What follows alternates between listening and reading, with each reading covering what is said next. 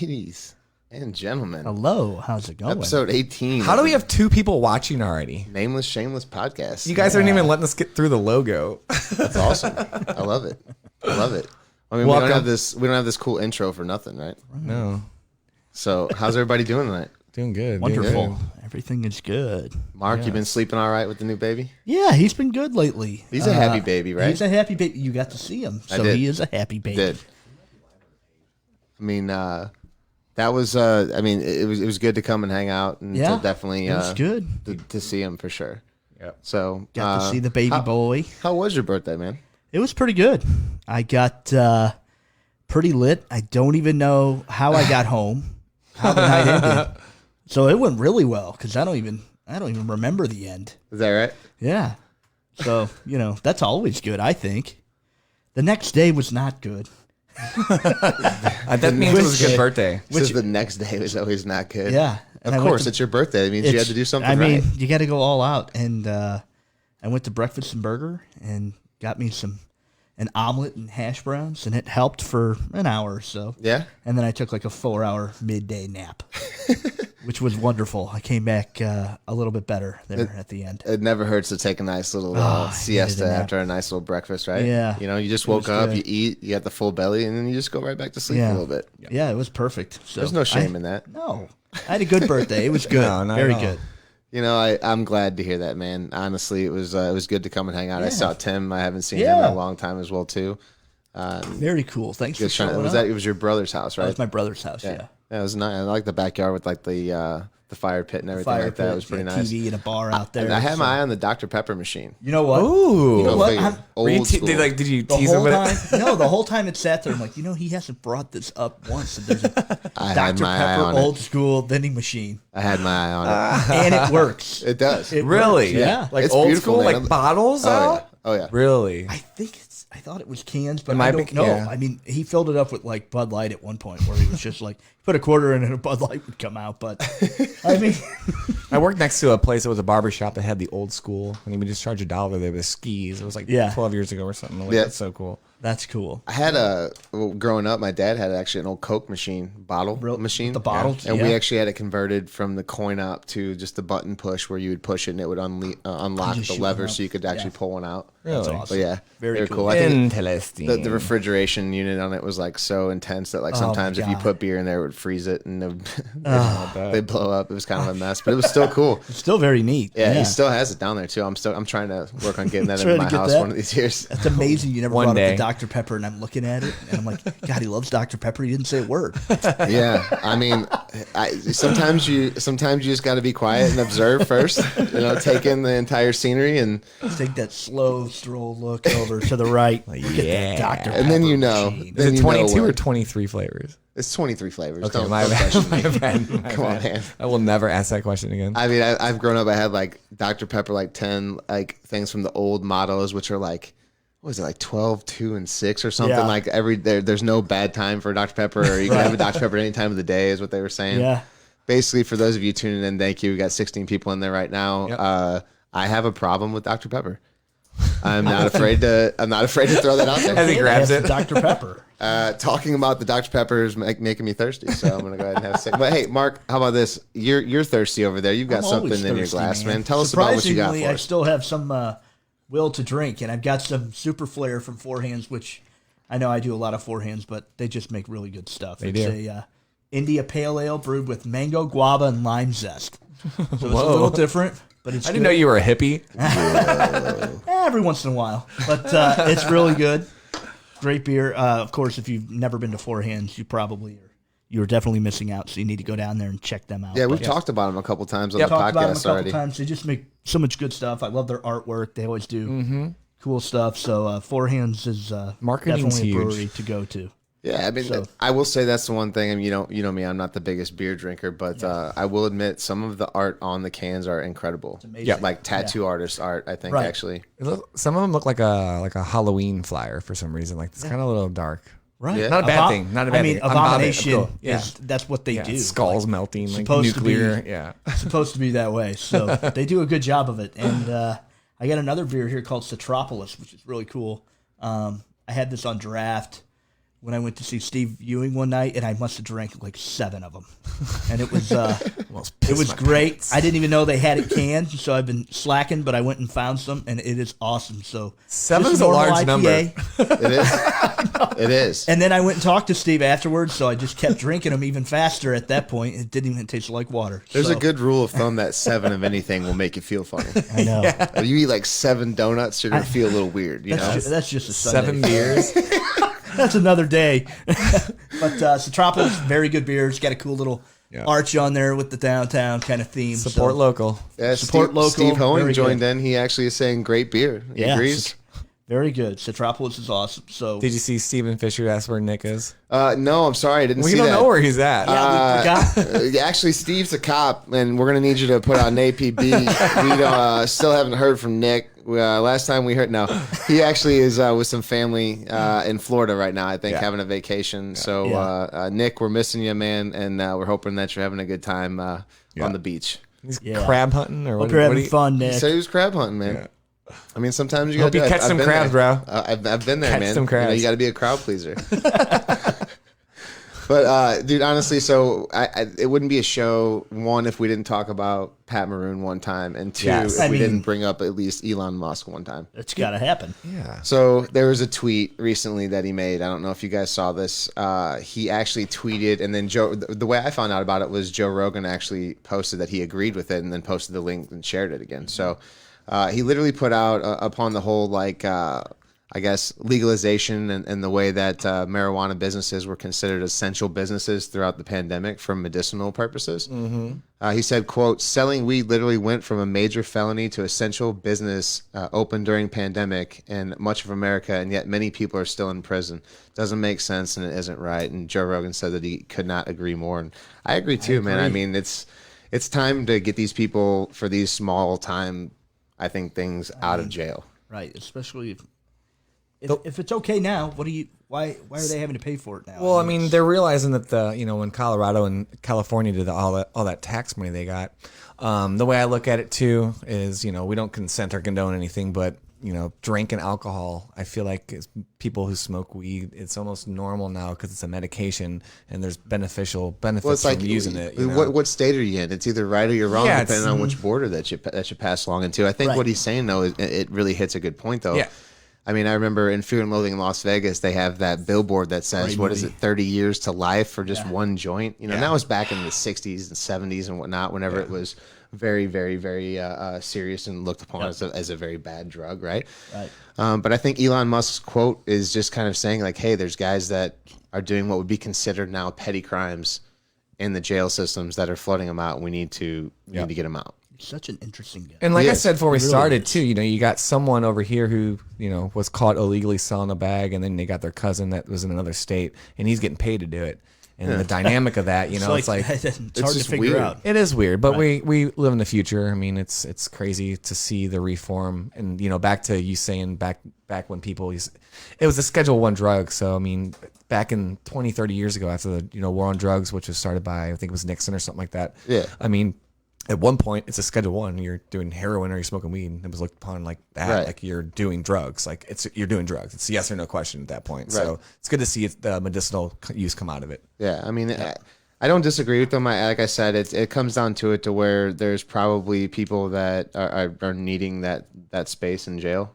I mean, it's coming to the point too where obviously there's a lot of things that go on where obviously that say that people that own the jails get paid for the longer the people are in there, so they really don't have any wants to get rid of them. Right. Because of, I think, just money they get paid from the It's $35 a day from, like, if they have a county jail, it's called a DOC holding center. So what these county jails do is they keep you in the county jail. Well, some of them, not all of them. And they get paid $35 a day before they send you to the Department of Corrections. And county jail is like a level 4 security. And once you go to like RDC and then go to prison, like that's like bunk beds and like you got other stuff going on, but they keep people in these jails because it's for profit. Right. It's sad.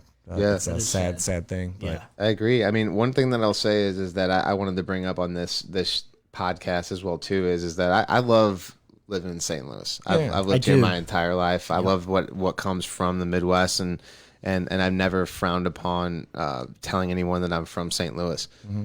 with everything that's going on, obviously with the protesting and stuff, that I agree with the protesting, and obviously we had Nick that was down there as well too, and then you have the D4, which was actually spreading light as well too. Why don't you tell us about what you guys were doing with the projection mapping out on the downtown? So D4, Ryan McCoy, this is for you, my friend. We're photon bombing, I guess we could say. It's more like a digital art form. We like to project map on buildings.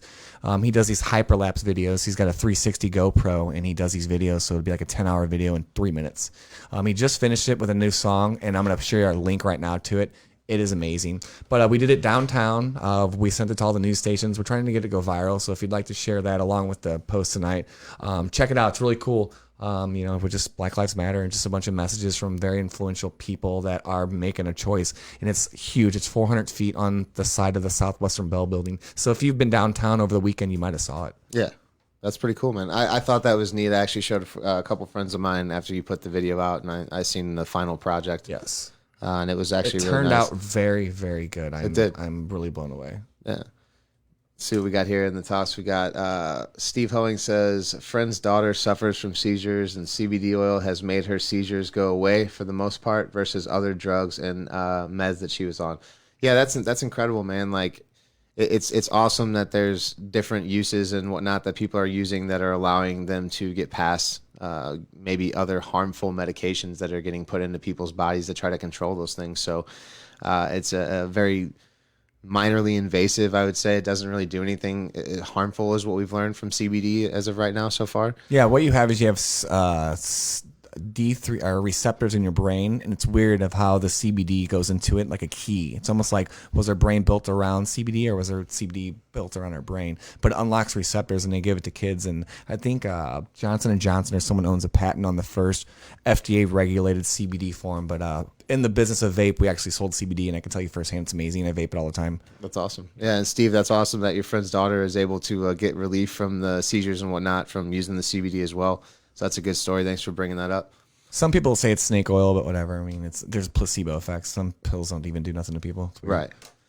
Well, going back to what I was talking about in the whole St. Louis aspect, I love this city. I've grown up here. I lived here my entire life. I have friends that I see from out of state, and coming to see like some of the news articles that I've seen as of late are like just shocking. Like over the weekend, there was 21 people shot in St. Louis. 6 of them were actually fatal. Yep. So 6 people were shot, killed over the weekend in St. Louis. I know Chicago is bad as well too whenever it comes to gun violence, but what's going on? You know what's even crazier is people out of town. I mean, St. Louis is wide. Chicago is very wide, but the way the media works, which blows my mind, is when the protests were happening in Ferguson, I had family members or friends calling from Florida being like, "Are you guys okay?" And we're like, we're 20 miles away from this. Right. And you got to realize Ferguson is a small town, but the way they blow it up and make it seem like such a big thing, it's really, really scary. But yeah, things are getting pretty intense. I had a friend just get back in town yesterday, and he was like, come over, hang out. He said there was 10,000 protesters walking down the street downtown. I'm like, whoa. Here's the thing, though. Like, I'm not even saying this isn't even protest related. Yeah. They're not even saying that this has anything to do with protests or anything like that. This is just an incidents where people are being found shot in the city in certain places in their car and here and there. It's ridiculous. It's getting to the point to where like, I don't even want to put it into the protesters because, like I stated last week, like the peaceful protesters and the people that are out there doing it the right way are the ones that are protesting. Oh, yeah. The ones that Sorry, are I didn't rioting. mean to link the two. Wow. Yeah, the ones that are rioting are the ones that are using this platform to do something negative as a and justifying it because it's almost like the shield. Like they're gonna block you while they're back here doing something crazy. Yeah. But dude, I'm over it, guys. I don't know what's going on. 21 people shot over the weekend in St. Louis, 6 people dead, and the cops are tied up because the cops are tied up. They got hit really bad. One of the worst they've had. So their weekend was not good at all. Yeah. Another. It's crazy, and I don't know the answer for it. Obviously, it's just something that needs to be brought to people's awareness around here, especially if you live in the St. Louis area. I mean, it's dangerous. Some people are even saying they're scared to go down in the city and whatnot because of these things. And I've seen less and less policing because they're tied up with doing other things, and I don't know, like even down the highways now. But man, I lived in the city for the longest time, and it's it scares me kind of Yeah. now. I'll still go down there and hang out, but man, that curfew. Well, I mean- I know the curfew's over now, but Curfew is over, yeah. that's wild. That's crazy. But Yeah, I mean, you also living in the city. You moved out of the city because your house got broken into. Yeah. You kicked the door in, and they stole a bunch of stuff from you. And yeah, came and that over made here. you feel real. You and your wife real uneasy to stay in Yeah. that place too. So I mean, it's crazy because I remember it not being like this. You know, it wasn't. I don't feel like it No. was this bad, and it's feel like it's gotten so much It's worse. definitely gotten worse. Yeah. Yeah, it's so sad to say that it has got worse, but there are some parts of the city they're trying so hard to. Because I've lived in the city for the past 15 years, you know, but I've watched certain parts get better, certain parts get worse. It's really weird because you can be in one street and 2 streets over, it's a nice neighborhood. Yeah. It's almost like the Loop. There's a BBC article they did. The most segregated street in America is Delmar Loop, like Delmar Boulevard. You have $1 million houses on one side, and the other side is like Section 8. Yeah. Literally, like you can throw a football from $1 million house. I and do hit- some work over there as well too. Yeah. And other police news as well too. I noticed it was an interesting article. There's a reform bill that's coming out that will ban chokeholds and also seizures from kicking in the door for Yeah, they drug related. Can't kick your door in for drug bust no more. They have to knock, but that's I think the biggest part of this one for me, obviously, is the chokehold, and, yes. and Yeah, obviously with that's- what's going on with Floyd, and you know, just when you got somebody in my eyes that's handcuffed and you've got them down on the ground. You know, if you can stand there and they're not moving and trying to resist, then you don't need to have your knee on the back of someone's neck. So I agree with this bill. I think that it's at least some sort of progress to try to hold them accountable if something like this happens again, to where they can say that obviously there's something that's in place to prevent this from happening. I also seen someone, I think it was Zach Jennings, good friend of mine. Someone posted about cops being this. We should get rid of police departments or something like that. And like the one comment was, no, cops should go through a more like a psychic evaluation, more training. I think they're talking about that too. But there's a lot more of training because you know you get some of those people that you're just like, man, did this guy get picked on in high school? And I think cops are good. Who's the first person you're going to call when you're in trouble? Right. You're going to press 911. You're going to call cops. Absolutely, Like you absolutely. are. So I mean, maybe more training on some parts, and one bad apple can ruin the bunch. And you know, it's sad, but it's a reality that we're facing. Well, hey, here's some fun news for you guys. Snoop Dogg.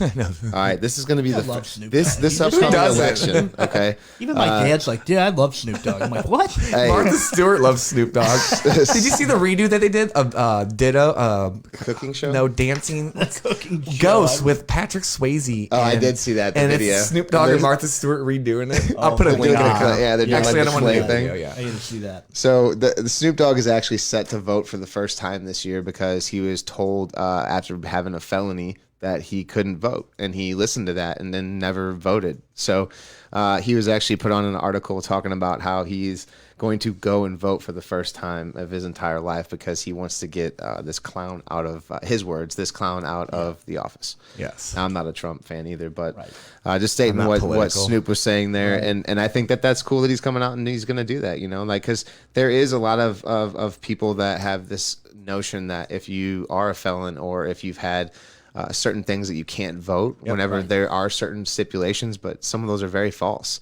And you could have been voting the entire time, or, you know, I think his was got expunged off of his record too, so maybe After that's what it 7 was on years after or so many something. years. Yeah. So, yeah, so Snoop Dogg will be voting. Look out in the voter booths if you live in his area. Wow, wow, wow, yippee yo, yippee You could probably tell which one he's in by the smell, if I had to guess. Hey man, which way is it? Where's the booth at? No, hey, so this was fun. So, do you guys know of this Forrest Finn guy?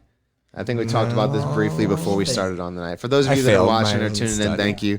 There was actually a treasure chest that was hidden over a decade ago. Oh, yeah. Okay. By a man named Forrest Finn. He had hid the treasure over a decade ago to give people a chance to go on like an old fashioned adventure / treasure hunt. This was found and was it Santa, New Mexico?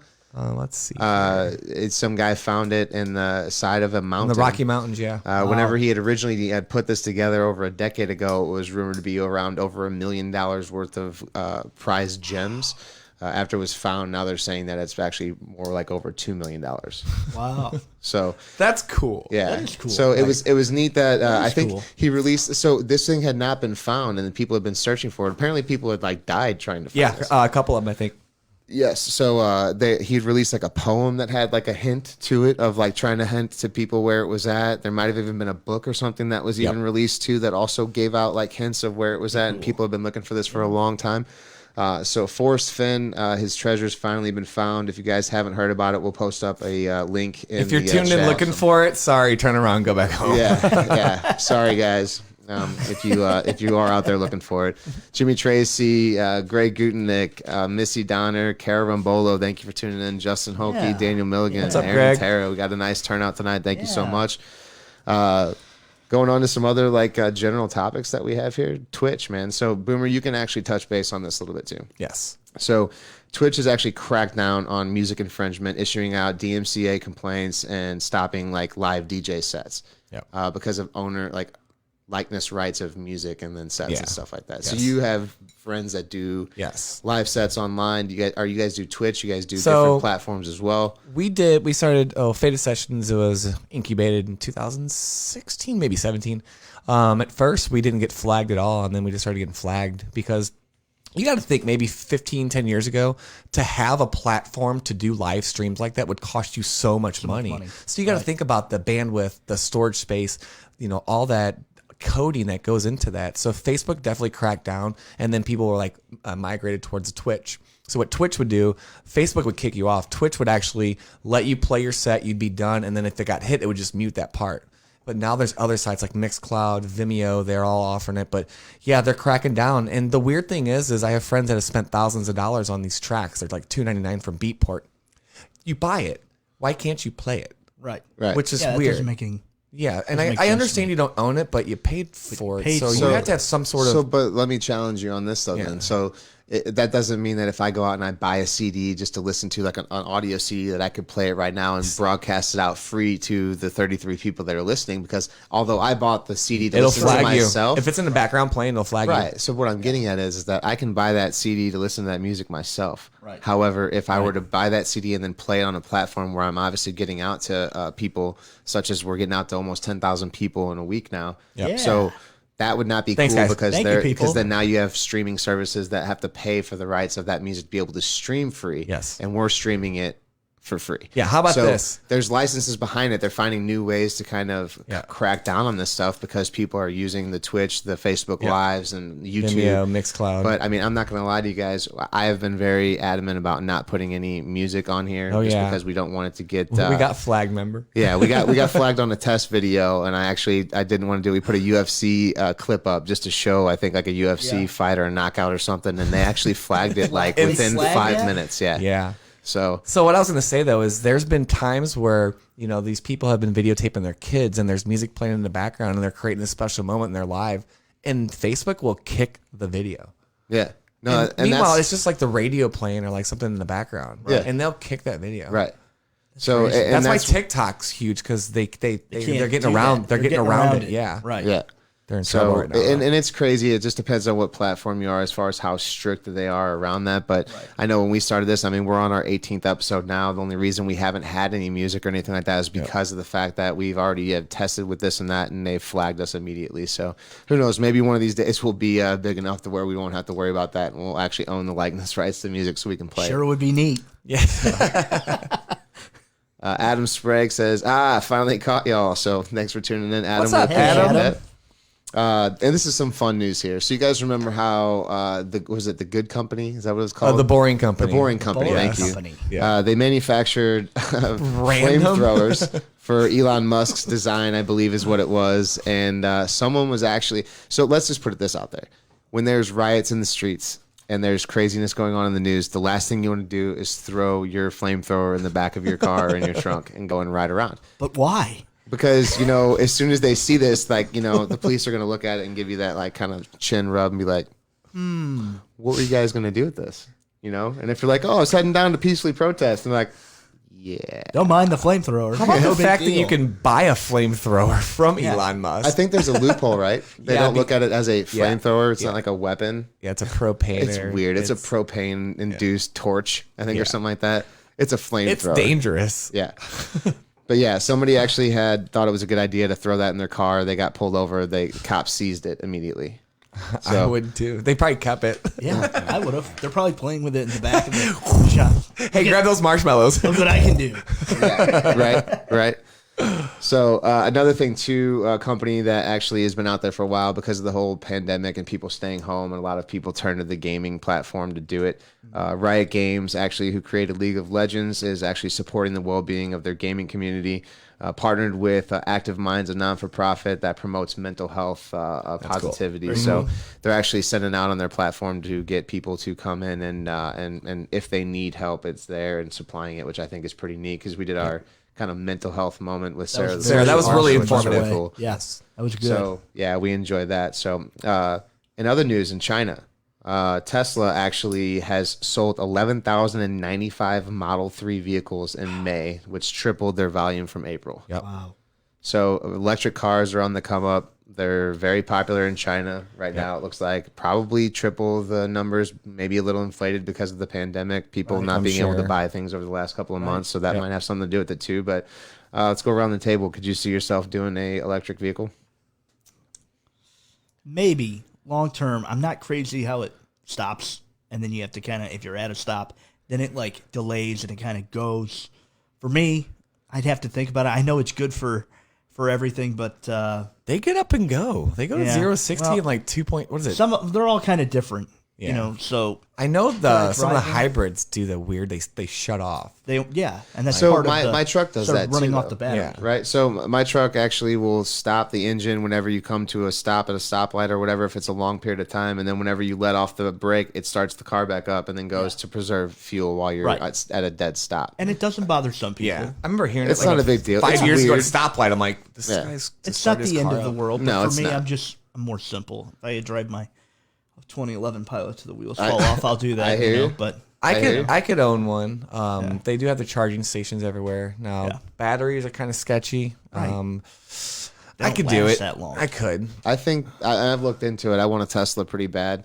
I haven't really seen one for the price yet. Like some of them just seem to be a little more expensive for what you're they getting out of are. it for like the mileage and how you have to wait sometimes an hour or an hour and a half to recharge the battery in a stop if you need to. Yeah. Which is obviously got to be factored in any kind of Right. travel if plans. you're traveling, then you got to find or make sure you can track down a charging station, or you're going to be in trouble. So Did we talk about that one time? How he actually built the charging station, so no third party got in on that action. Yeah. So I think they are located, but yeah, I mean, on a trip, I mean, what's the range on them? For 400 miles? Or No, dude. 250 Honestly, it miles? depends. You can get the Different the models. long range, which I think goes to like 380 to 400 miles, but like the standard one's like 270, Yeah. or something like that.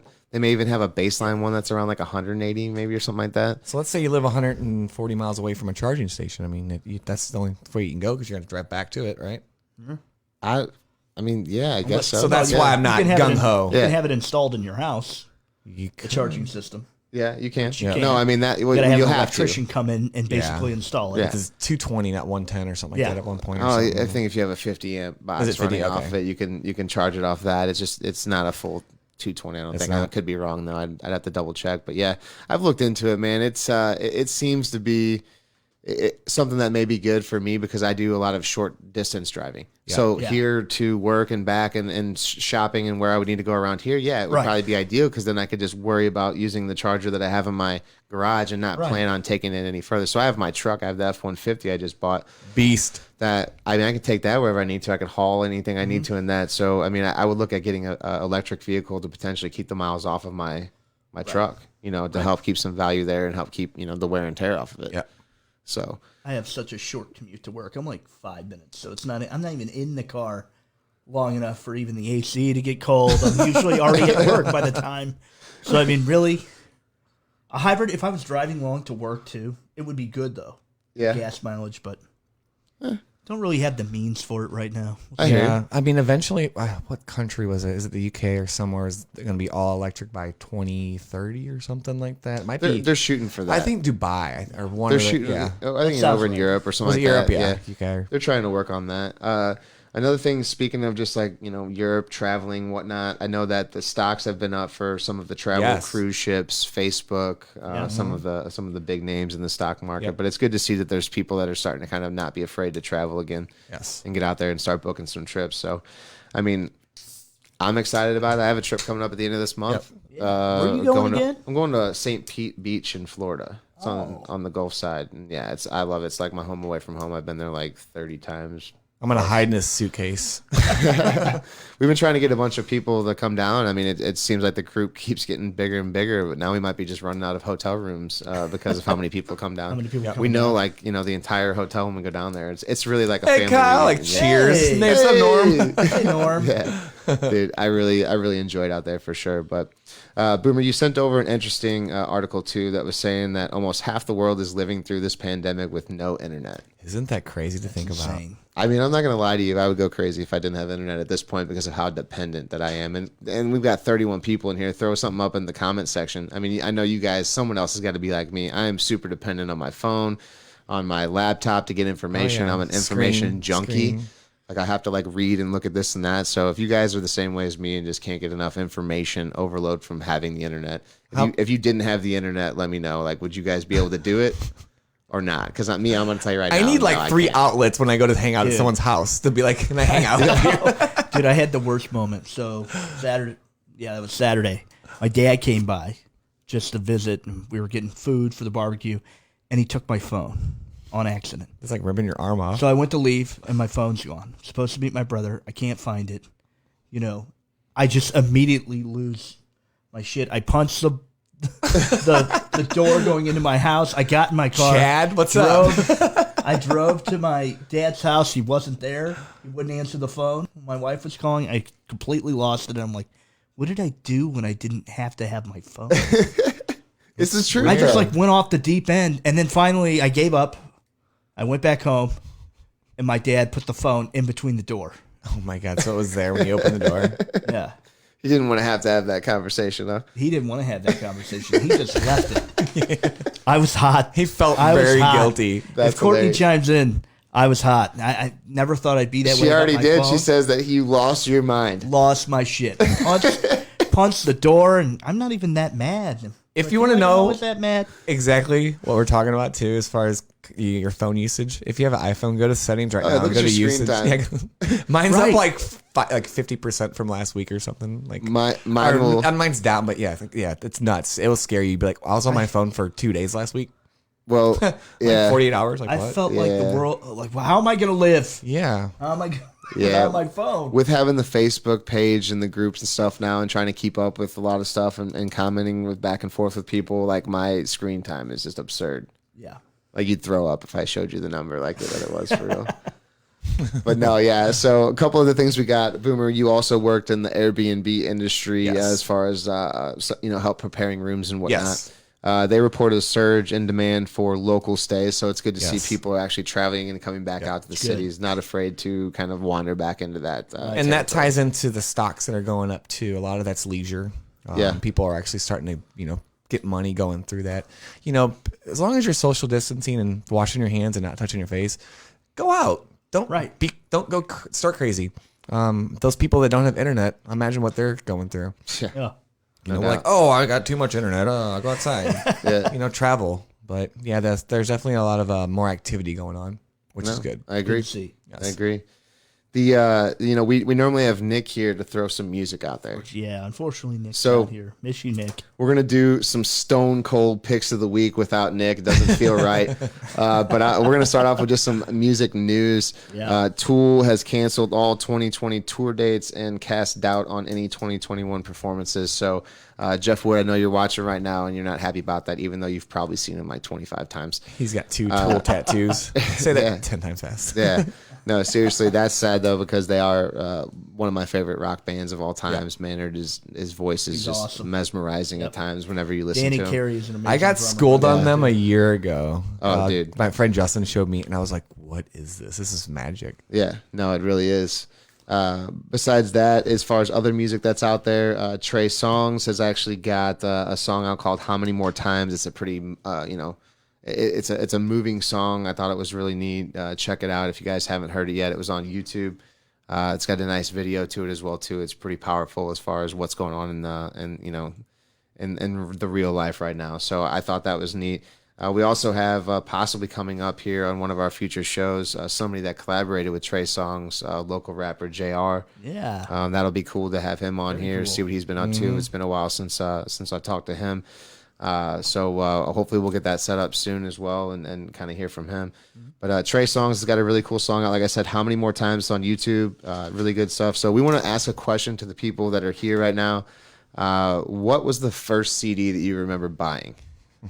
Throw it around the table. Mark, what do you got, man? What was the first I CD? got two because I remember my. I think You my bought dad two. took me to get both of them, Yeah. and it was "Super Unknown" by Soundgarden. Okay. Ooh. I own Which that. was awesome. I own Black that. Hole Side. I used to love the music video. That's Yeah. classic. Everybody melting towards the end. It's a beautiful Yeah. video. It's awesome music video, and the Offspring Smash. Oh, yeah. That was like That one was of a the good earliest one. albums that I had, too. Yep, that was Now- one of my favorite ones. Boomer, what do you have for your earliest album that you can remember buying?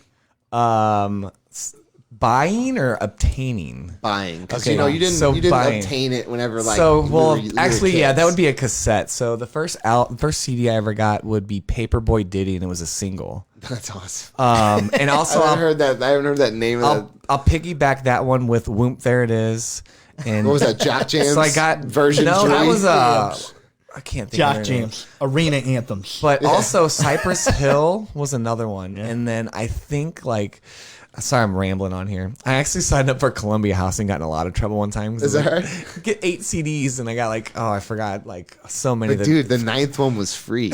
No, it wasn't. That's all that It was matters. $50 for shipping. Yeah, that was definitely a scam for sure. Courtney says that she's a baby, but she remembers the first Now CD. Yeah, I remember that as Oh my one God. too. We've got some good comments going on here real quick. We've got Garrett saying Styx Greatest Hits was his Oh, first yeah. CD. That's a good Also one. saying first one he bought was Little John and the East Side Boys. Yeah. We have Third Eye Blind. I think that was what Adam Sprague said earlier. Missy Donner says Beastie Boys. Honestly, I'm not gonna lie License to you. to Ill. Do you guys remember Blockbuster Music?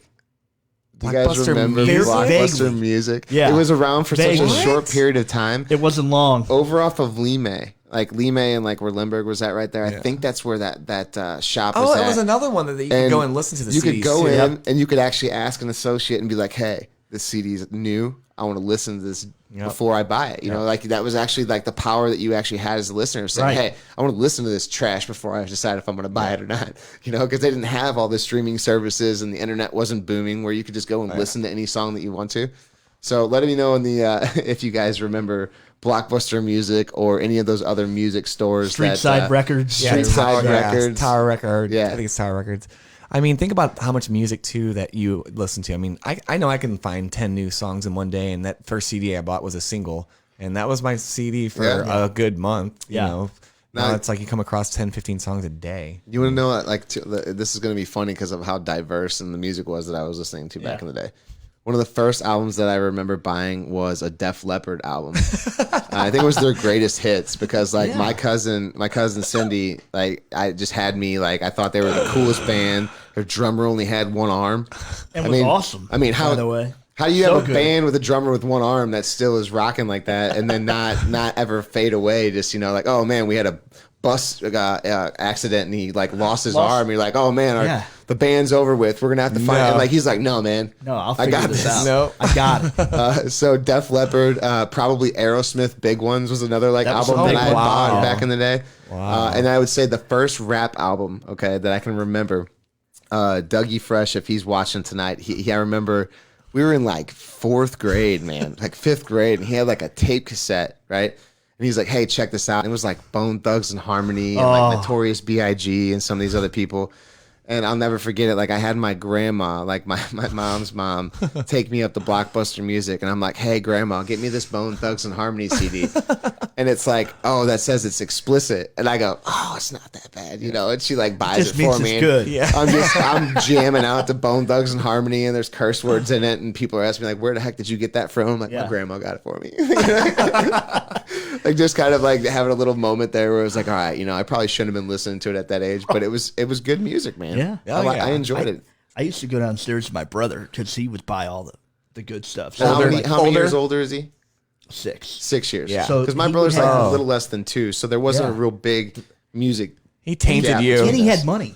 So like I would go down there. He had Deftones. He had I remember I love the Family Deftones. Values tour live '98 with I went to Family Values Orgy, tour Limp whenever it Bizkit, was here. Korn, Yeah. all them on there, and I would just take him, and then he'd kick my ass for taking his CDs and not bringing them Oh, back. dude, those were But classic. though. it was cool. That's kind of how I got into Tool. Was down there. He kind of was going through a rock thing, mean, so it was good. Limp It was good Bizkit, back then. I think Stained was huge back Stained, then. They yeah. were just kind of getting their name, and one of the old later Family Values concerts. Me, Jeremy Holiday, Was that Mud Shovel? Was Ron that DeLisle. song they Oh had? yeah, that Mud was Shovel. a good one. That was like the Yeah. first hit that they had. Yeah, their that was first a good album one. had like 7 or 8 songs on it, and then one hidden song that was like 15 minutes at the very end of the very album too. Yeah. Excess Baggage was the name of that. I can't believe I remember it, but I loved that. I really loved that album. Like, Yep. Stain's probably like one of my all-time favorite just bands Yeah. of all time. Like from my childhood, I'd say from when I was like 15, 16 or older, and just kind of like really getting into the music scene and stuff like that.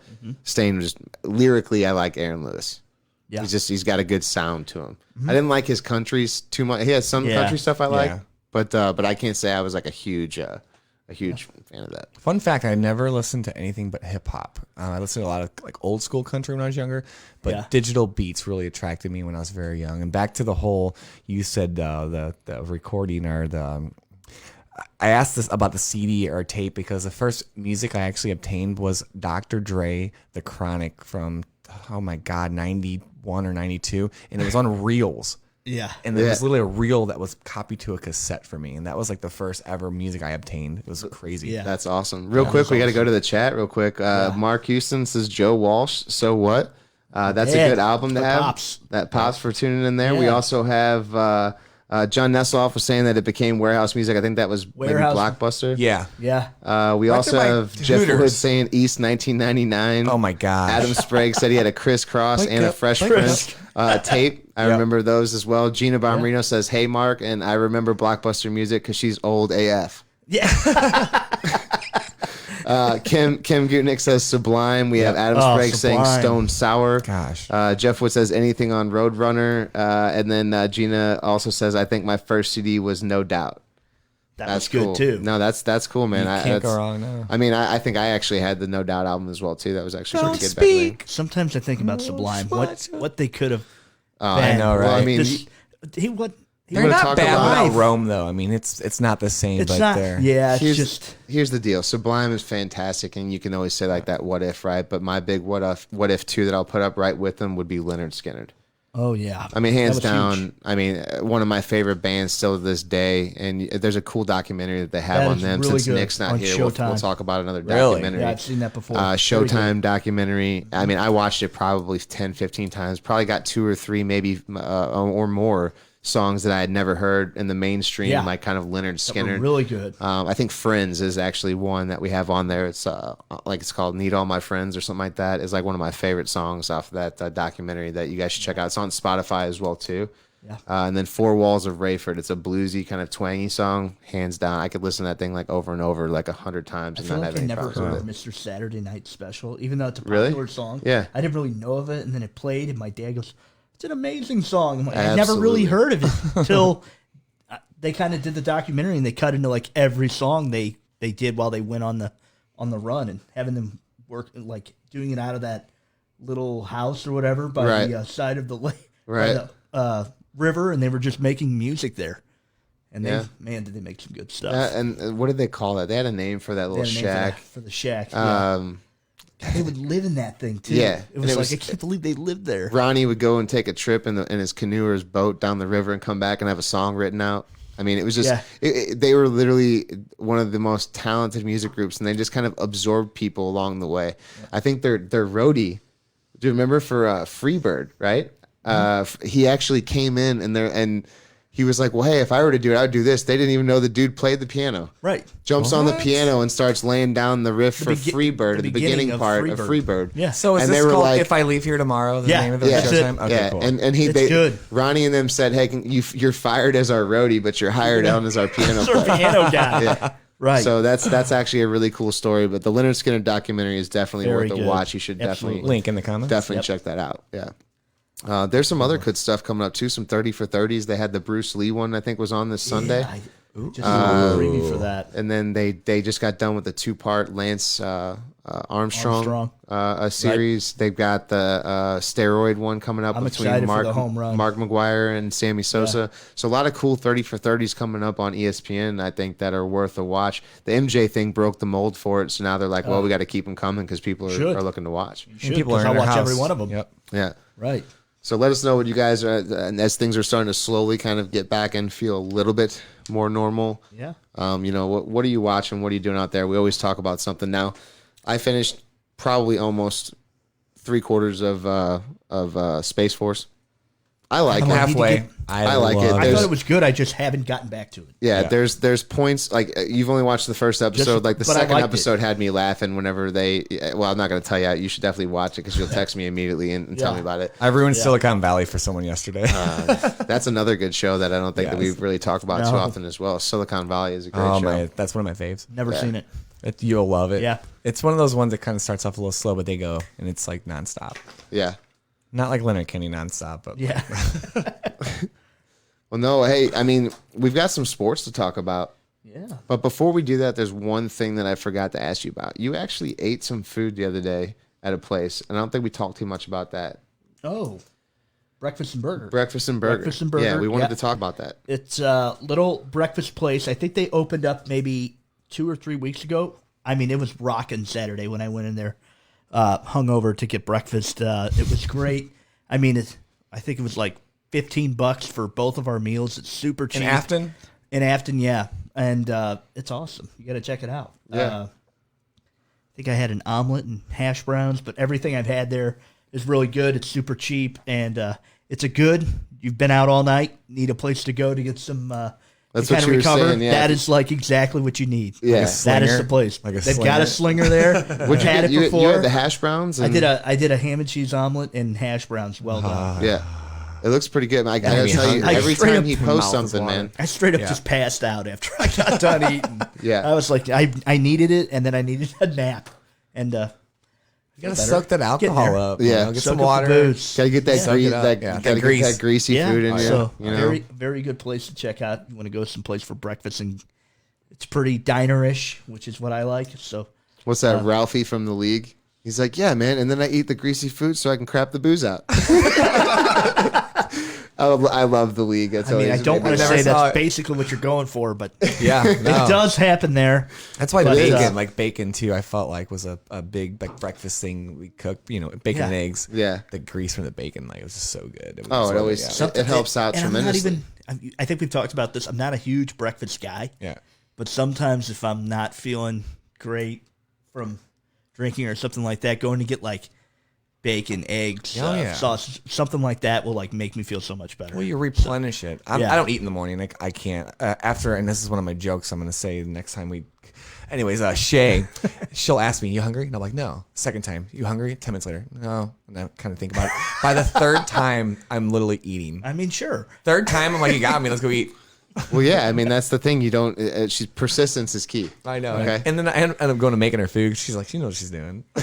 If you keep asking, you're gonna think You're of gonna, something. yeah. that So I'm you like, I'm weird. I can make it to like 4 or 5 without eating every day. Is that right? Yeah, so I'll drink some like naked juice or eat a banana or something small in the morning. But I can't. I but can make it till about maybe 1 or 2 o'clock before I need a bowl of CT Crunch.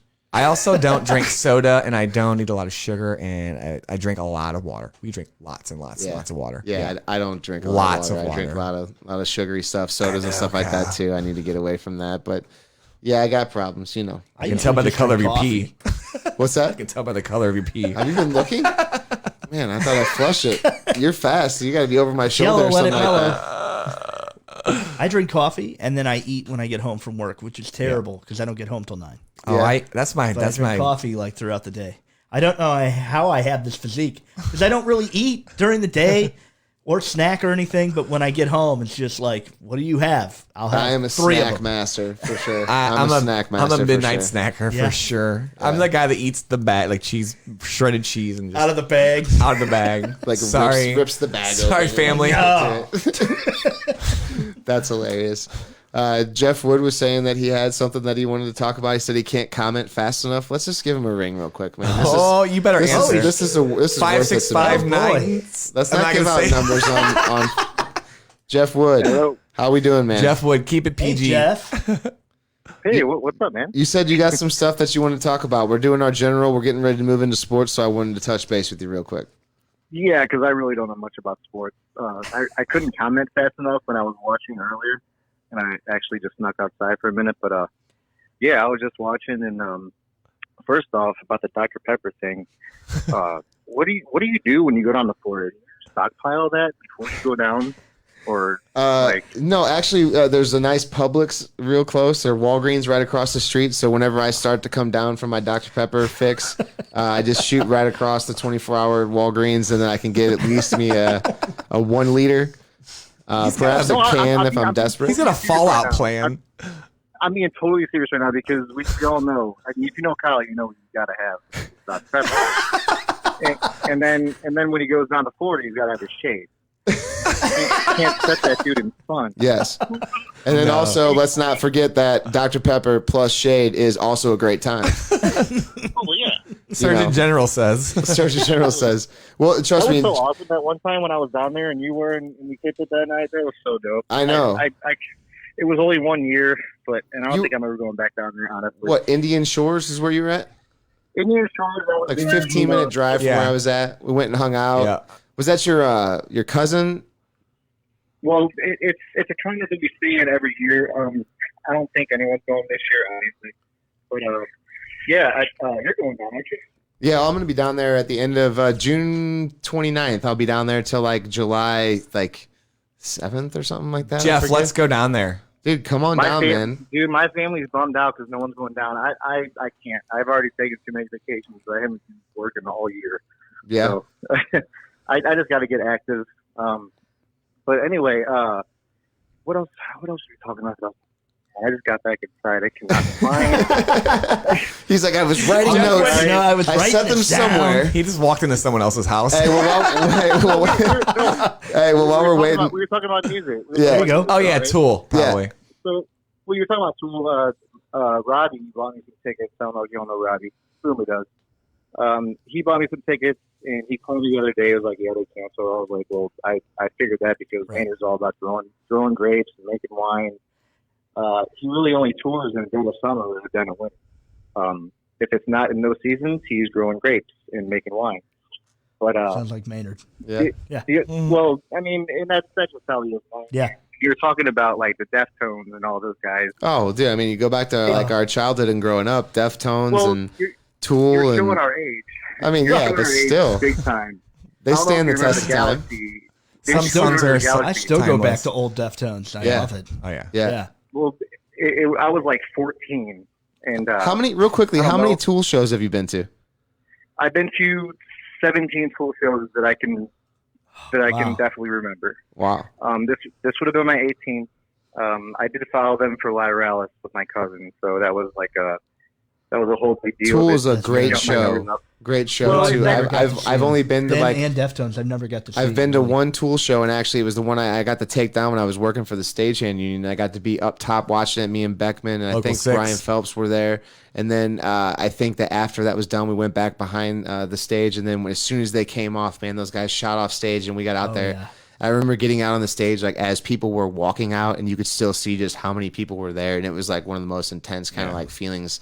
Just being a guy, it was like, okay, grab that, push it to the truck, grab that, do this, Right. like such a cool Well, I actually experience. have to a do that. video of the last show they played. I have a video of that. But Mark, you mentioned earlier about Danny. Danny Carey is. I've met him like 6 times. Mhm. He's always at the meet and greets. He's always backstage. He He's seems the so cool. coolest. Oh my God! I mean, it's him usually and Justin. Adam and Maynard are kind of standoffish, but Yeah. I've met Danny. He's a great dude. And yeah, I mean, John I Nesselhoff really wants to never throw wanted- out a Perfect Circle. We didn't Oh, name yeah. them out as well, but obviously Maynard's Oh. second band as well. I love Perfect Circle as well. Well, I'm a huge Here's the Rush question I fan, get the most. and I get- Danny I get the Carey is question- big into Neil Peart. Yeah. So that was you Oh, know, hell yeah! Neil Hell yeah. Peart is like I mean, the man. Get So some pert up in you. yeah. Yeah, I mean, you all listen to Led Zeppelin. Oh yeah. right. All 3 of you, you like Led Zeppelin. Oh yeah. Mhm. So Tool covered No Quarter, and they put it on one of their albums. I don't remember what they put it on. I can't remember what album they put it on, but anyway, they covered that. and I started listening to more and more Led Zeppelin, and Full circle. It's just the influence. The influence is ridiculous, but people don't really understand it. They're like, no, Tool's more metal when Led Zeppelin's more rock. And I'm like, well, no, Tool doesn't really like to be called metal. They actually like to take a shower after you call them metal. Oh my gosh. I mean, no, really. Honestly, though, that's why Maynard and Adam were not at the last award show. They got an award for a metal performance. They don't want to be called metal. Right. But Yeah. That's how you define a good artist is when you can't tell what genre they are. Right. well, I mean, it's all cult rock. I mean, Right.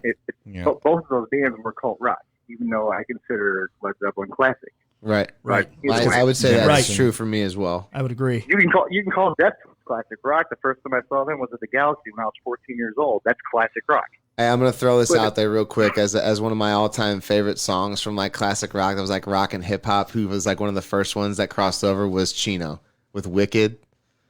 Dude, Oh, man, "Wicked" is okay. like one of my Yeah, favorite songs from back in the day, dude. Really. And it was like Chino. It was a rock song, but it was had a little more of like a hip hop kind of sound to it. The way that he did the vocals, Really? and it was That's like kind of Korn. whenever it was right before like Fred Durst did it with Limp Bizkit and started to get into more of that hip hop rock kind of sound.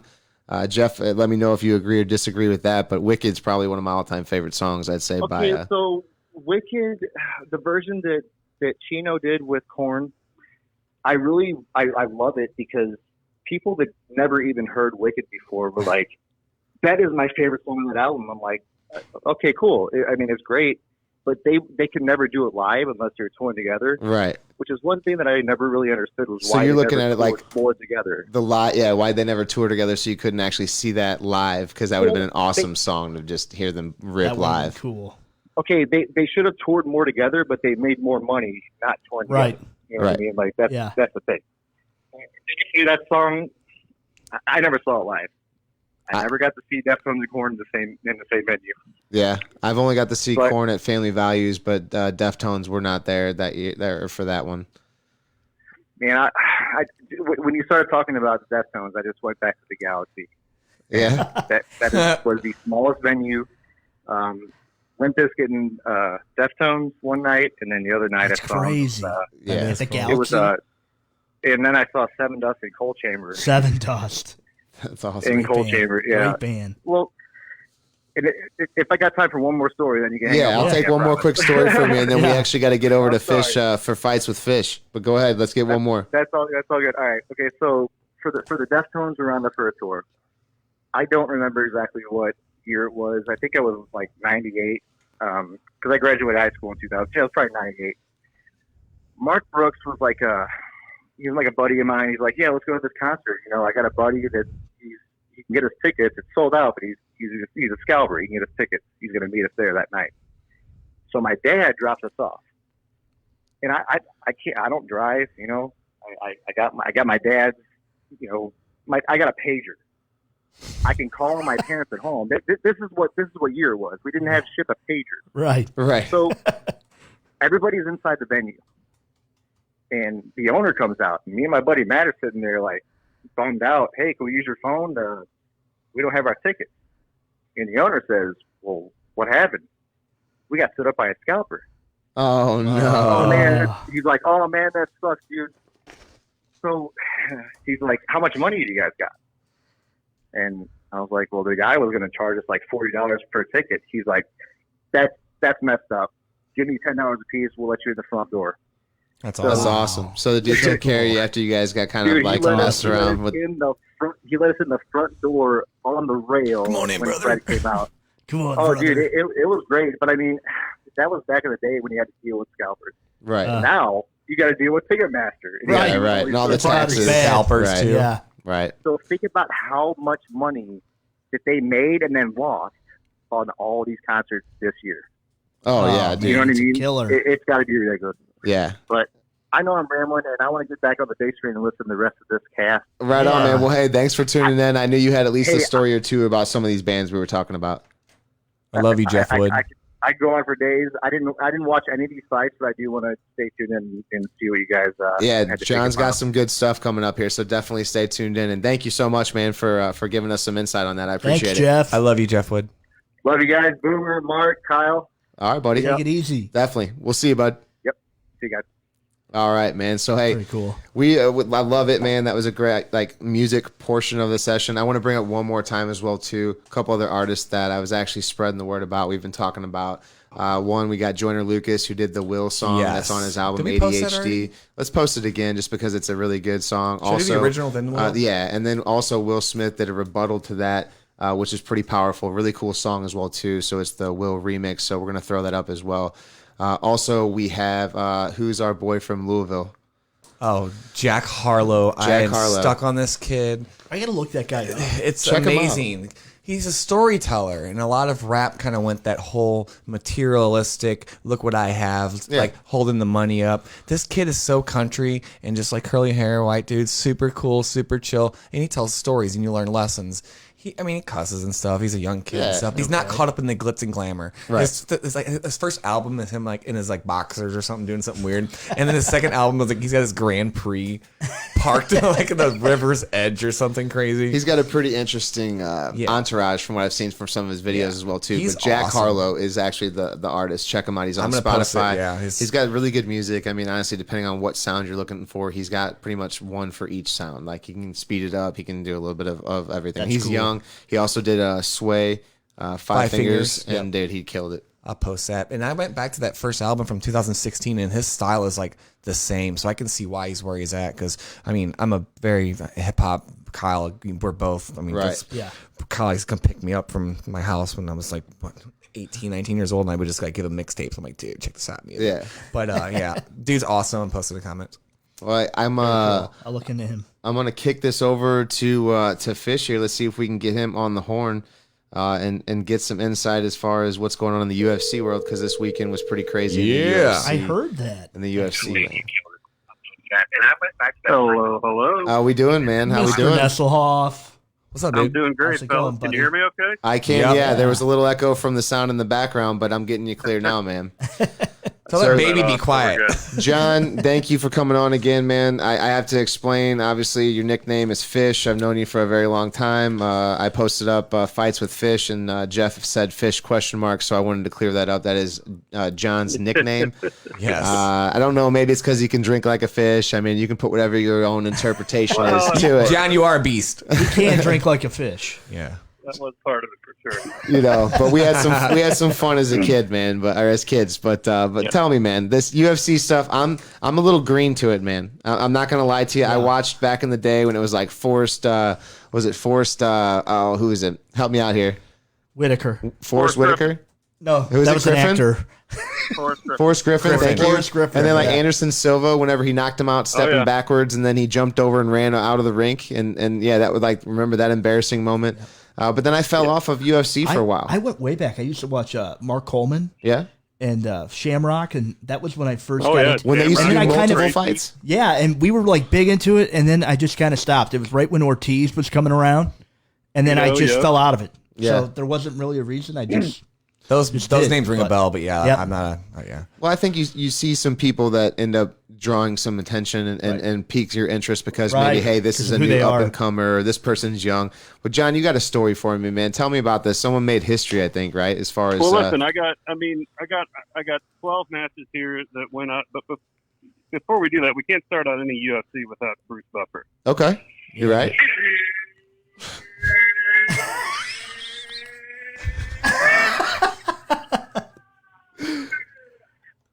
And it is time. It's time. Okay. So there were 12 matches, and I'll speak briefly on each of them real quick here. From the early prelims to the prelims to the main event, I mean these fights were great. The first early prelim fight was Burns versus Dunham. He submitted him. Burns submitted him in the first round. It was nothing special. I mean, it was the fight was supposed to be canceled, but they came back into it last minute. Okay. Formiga versus Perez. Perez dominated with leg kicks and ended the fight with a TKO due to leg trauma. So that's the first time Really? I've seen. Ouch. No Oh kidding. man, he hit him. He kicked him right above the calf, below the knee, so many times, and then so hard that last time that he literally he said I Couldn't can't put go his on. foot I down, gotta- probably. That's crazy. That's I mean, crazy. you can see sometimes when these guys are definitely playing against kickboxing style fighters that they will Yeah. focus on a point like that on a Right. leg. Oh, yeah. And you'll see just a welt, Right. Yeah. start building. And Oh, yeah. that can get when it starts It's like to chopping a Surprise. tree when it's the same Yeah. spot, right? when it starts to Yeah, you'd swell be up like that, surprised. you don't get movement. They You know, can't, put, No. they can't even Yeah. put their foot down. right? You can tell they've gotten it. So But yeah, Leg that's kicks and body shots can end a fight. Believe it or not, it's not all about the headsets. And then the third and final prelim was Clark versus Menafield, and Clark whooped Menafield's ass, and he is no longer undefeated. So wow. he had an undefeated record. I want to say it was was it 14? He was Menafield. He was 9. So he was 9-0, and he lost and Clark whooped him. wow. So yeah, so that was a good fight. Patillo versus Bird. Patillo went to the ground and pound and TKO'd him in round 2 with 110 into round 2. That was a really They had to stop the fight because he wasn't protecting himself. couldn't protect himself. He was pounding him, ground and pound. Wow. Sometimes they Yeah, get in those positions, man, and they get on top to where they're just free swinging, and it's really not doing that much damage. But the guy really just, like you said, can't protect himself, and they have to call it because of that, especially if he's got his back. Right. Right. The most emotional fight of the evening was Cody Stamann versus Brian Kelleher, and the reason I say that is Cody Stamann, 2 days prior to this fight, his 18-year-old brother passed away in his sleep. Oh, And, my God. Yeah, man, and his family was like, "You got to go, you got to fight, you got to do this for your brother, and Right. you got to go out there and you got to win." And he went the distance, 5 rounds with this beast, Wow. Kelleher, and he won in decision Wow. Wow. after going the distance with him. So it was right when he won, he fell to his knees and he lost it. He just was crying. Yeah, it's for his That's brother. crazy. Yeah. Yeah, dude, it was pretty emotional. And after the end of these fights, now it used to be where Joe Rogan would come in and shake their hand and say, now they separate in the arena. He's somewhere, Joe's somewhere else, and Rogan started tearing up at the end of that interview too. So it was pretty cool moment, pretty emotional moment. Yeah, definitely. Yeah. The next fight was Heinisch versus Mearshart. It was a submission by rear naked choke. I mean, it was pretty intense. But Good he back and ended it forth early. for a while, but then it ended up in No, a rear naked round choke, or one. just Round one, one? a minute, Wow. a minute and 14 seconds in. Wow, Rear naked Just choke. submitted Whoa. him. 14. that's just That's shows. impressive. That shows. Some Imagine waiting dominance. for that and then it stops. Yeah, I mean, it Wow. was pretty the incredible. guy that got up to go get a drink in the middle of the fight. What happened? What happened, Yeah, man? exactly. What happened? Yeah, Did I miss my it? post- I think I put a post on Facebook. I was like, "Wow, that was quick, Ian." Yeah, Because Ian Harris was the guy who won. The next fight was another kind of history-making fight. It was Alex Sequeira versus Chase Hooper. Chase Hooper is the youngest fighter to ever enter the octagon at 20 years old. wow. Wow. And he already has a pro record of 9-1-1. But he was going up against a guy in Alex Caceres that had 11 fights in the octagon prior to him. The dude's 30 years old. The kid was 20 years old. So Hooper showed his immaturity. He showed his immaturity as a fighter on his feet, but his strike game was terrible. He got worked. But Really? to be 20 and be put in there with a guy like Sequeira that's won 11 matches, I mean, Yeah. and You'll learn. he went the distance. Yeah, Yeah, he went the full 5 rounds, dude. He was taking hits. Yeah.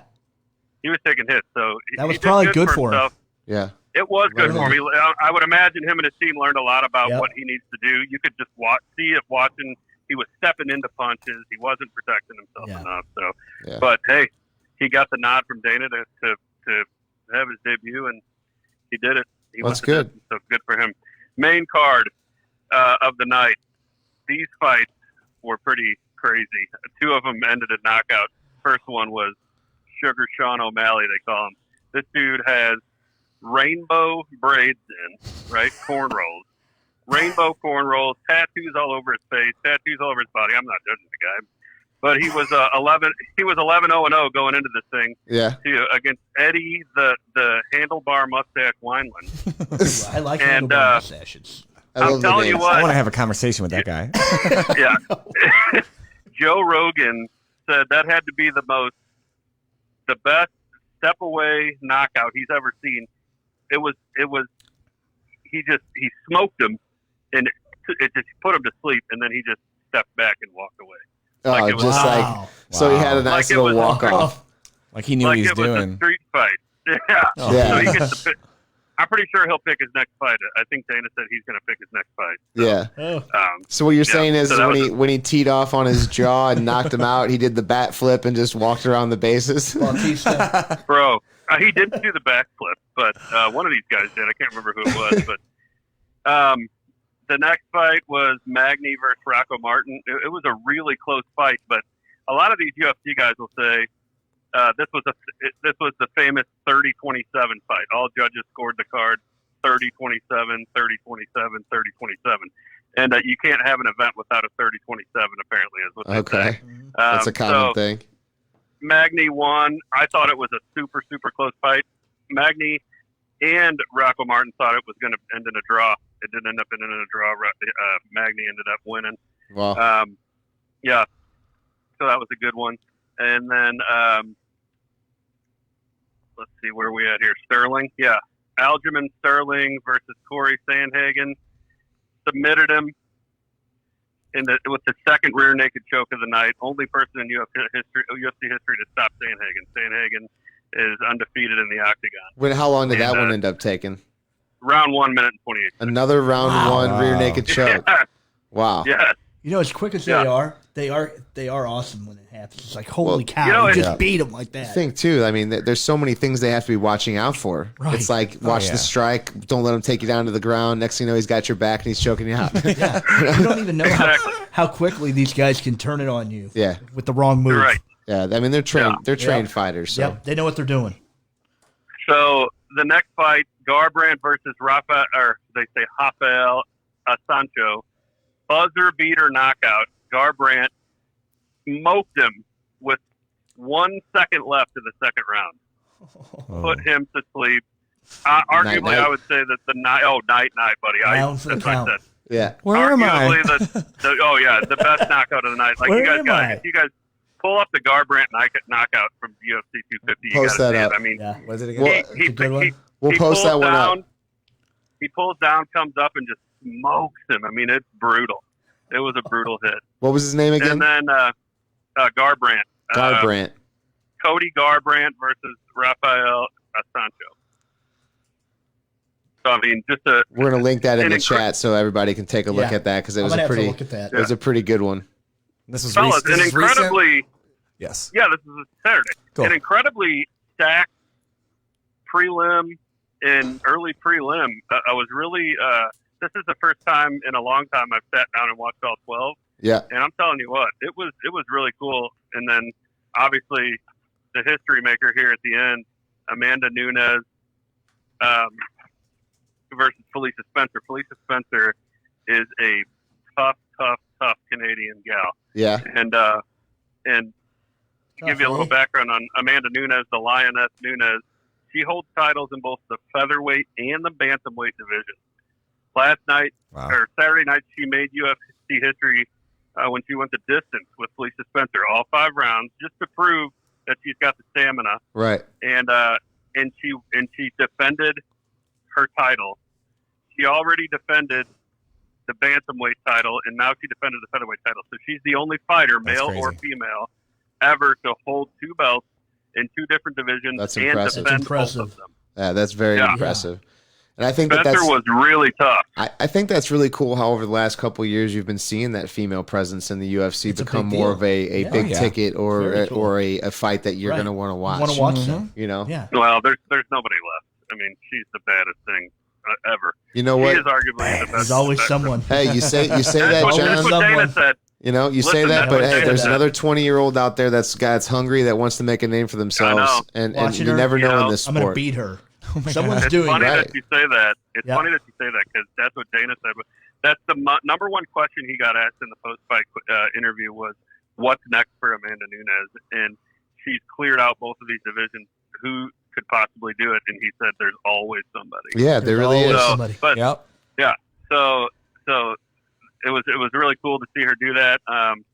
If most of you don't know that she's a lesbian, and her and her wife are expecting a child in 3 months, and she's going to take off the rest of the year to Wow. celebrate that. But it was That's so awesome. cool. Very cool. It was so cool. Yeah, it was so cool to watch her post fight, see how happy she was, talking about her family, talking about her wife, talking about how she's excited to start this next chapter, and she's not going to be doing anything moving forward for the rest of the year. She's just gonna That's she's cool. just gonna lay low. That's cool. Yeah. So When you have Um, that, whenever you have that kind of repertoire, that what she has going on for right now, she can manage to do that and then come Right. back after a break and then and look to continue the greatness. Yep. exactly. So next fight is going to be this Saturday. The main event is Jessica Eye versus Cynthia Calvillo, and another big one on that card is going to be the bantamweight fight, which is Espinoza versus Bella Rosa. So that's going to be a big fight. Okay. But for UFC news in general, if you guys didn't see this, McGregor has retired again. Yeah, I saw that. This Yeah. is the second time. Yeah, this is the second time he's retiring. The dude's got so much money; it's absolutely insane. I mean, Yeah. nobody knows this, even though because everybody that I've ever talked to that has bought a bottle of Proper 12 said it tastes like dog shit. I haven't tasted it. I'm not a whiskey guy, but have you guys tasted Proper 12 whiskey? I have and I'm not. a whiskey guy, but Yeah. I haven't. If it was any good, I Okay. probably would have had it by now. Throw this out in the That's what chat I'm real saying, quick. If yeah. anybody that's watching has had Proper Number 12 whiskey, Yeah. let us know if it's Conor worth a damn or McGregor's- not. Yeah, this is Connor's whiskey. He's a majority partner in it. And Dana was saying this dude's got so much money, and even from the Proper 12, he doesn't have to see He's not another to day fight in the again. octagon. Yep. Right. Right. No, and he doesn't want to choose his partner, who he wants to fight or anything like that. So apparently he's retired again, but we'll see if they give him another shot.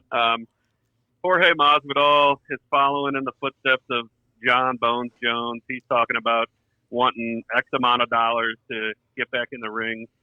What he fails to understand, even though he did talk about it on SportsCenter, he has an 8-fight contract right now with the UFC. He's only fulfilled one of those fights, and that was the BMF fight that he fought versus Nate Diaz, Okay. and he whooped him. Yeah. But he has 7 fights left, and what his expectations are when he was on SportsCenter talking, he thinks that.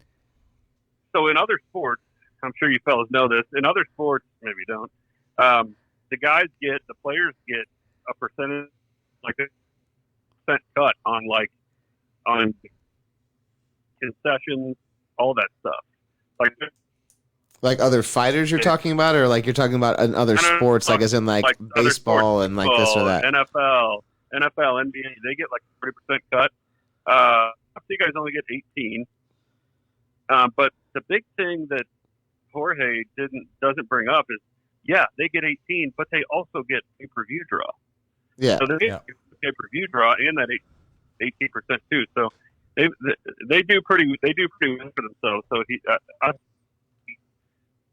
I don't see. My only concern there with some of that stuff too, as far as maybe the claim about with them trying to get more money off it. I mean, they don't. You can't fight as often as some of these other sports are putting players on a platform to where they're making money off of it.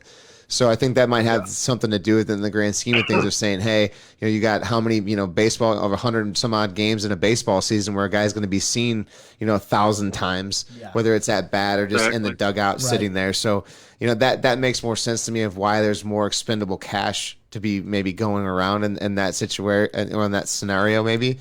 But I just can't see that them working into like some of those kind of finer details with fire. Who knows though? I mean, these guys could start demanding more, and I mean, who's to say what they can start, asking for at this point? Right. Yeah, and their events are fewer and far between too. So that I mean, they have less opportunity. But I mean, like last night, Sean O'Malley got $50,000 to knock a guy out in 9 minutes, and then he got another $50,000 for fight of the night. So he got $100,000 for 2 minutes. Right. For 7 minutes. These other guys, Not bad. these baseball players are getting paid, but they're also playing a lot longer. They're Right. I mean, There's a lot of things that come into but, play yeah, when you Right. compare sport to sport, I think, as far as like what people have to Exactly. do from this to that. So no, that's a good point. exactly. So Yeah, and lastly here, so Dana's putting together this thing called Fight Island, and I don't know if any of you guys have heard this or not. But We've yeah, talked we about actually it. talked about We've this talked a about it couple before. like a week or two ago. So basically, what he's doing is he's taking this island, and apparently it's been leaked that it's possibly in Abu Dhabi. How do you buy an Okay. island? You buy an Have enough island money. when you're I'll have when, to find when out. How? when No, you're- from who? Listen, Who sells no islands? idea. Yeah. I'd like when to you're buy an Dana White- island, please.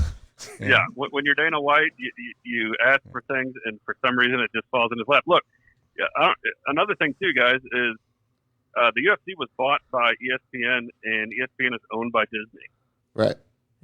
So there's a lot of money and a lot of people with a lot of power Sure. That's Right. interesting. That's involved interesting. involved in these transactions. So this is apparently going to be in Abu Dhabi, which I believe is in Dubai. I'm not sure, but I didn't really look that up. But we're going to find this out. We're going to find this out next week. The fights are going to be starting in July. There's going to be some big fights. There's a lot of names in the welterweight division that are being thrown around. Kamaru Usman, Jorge Masvidal, Nate Diaz, Conor McGregor trilogy. I mean, Okay. there's supposed to be there's a lot of stuff that could apparently be coming out, but Dana's kind of staying tight-lipped about it.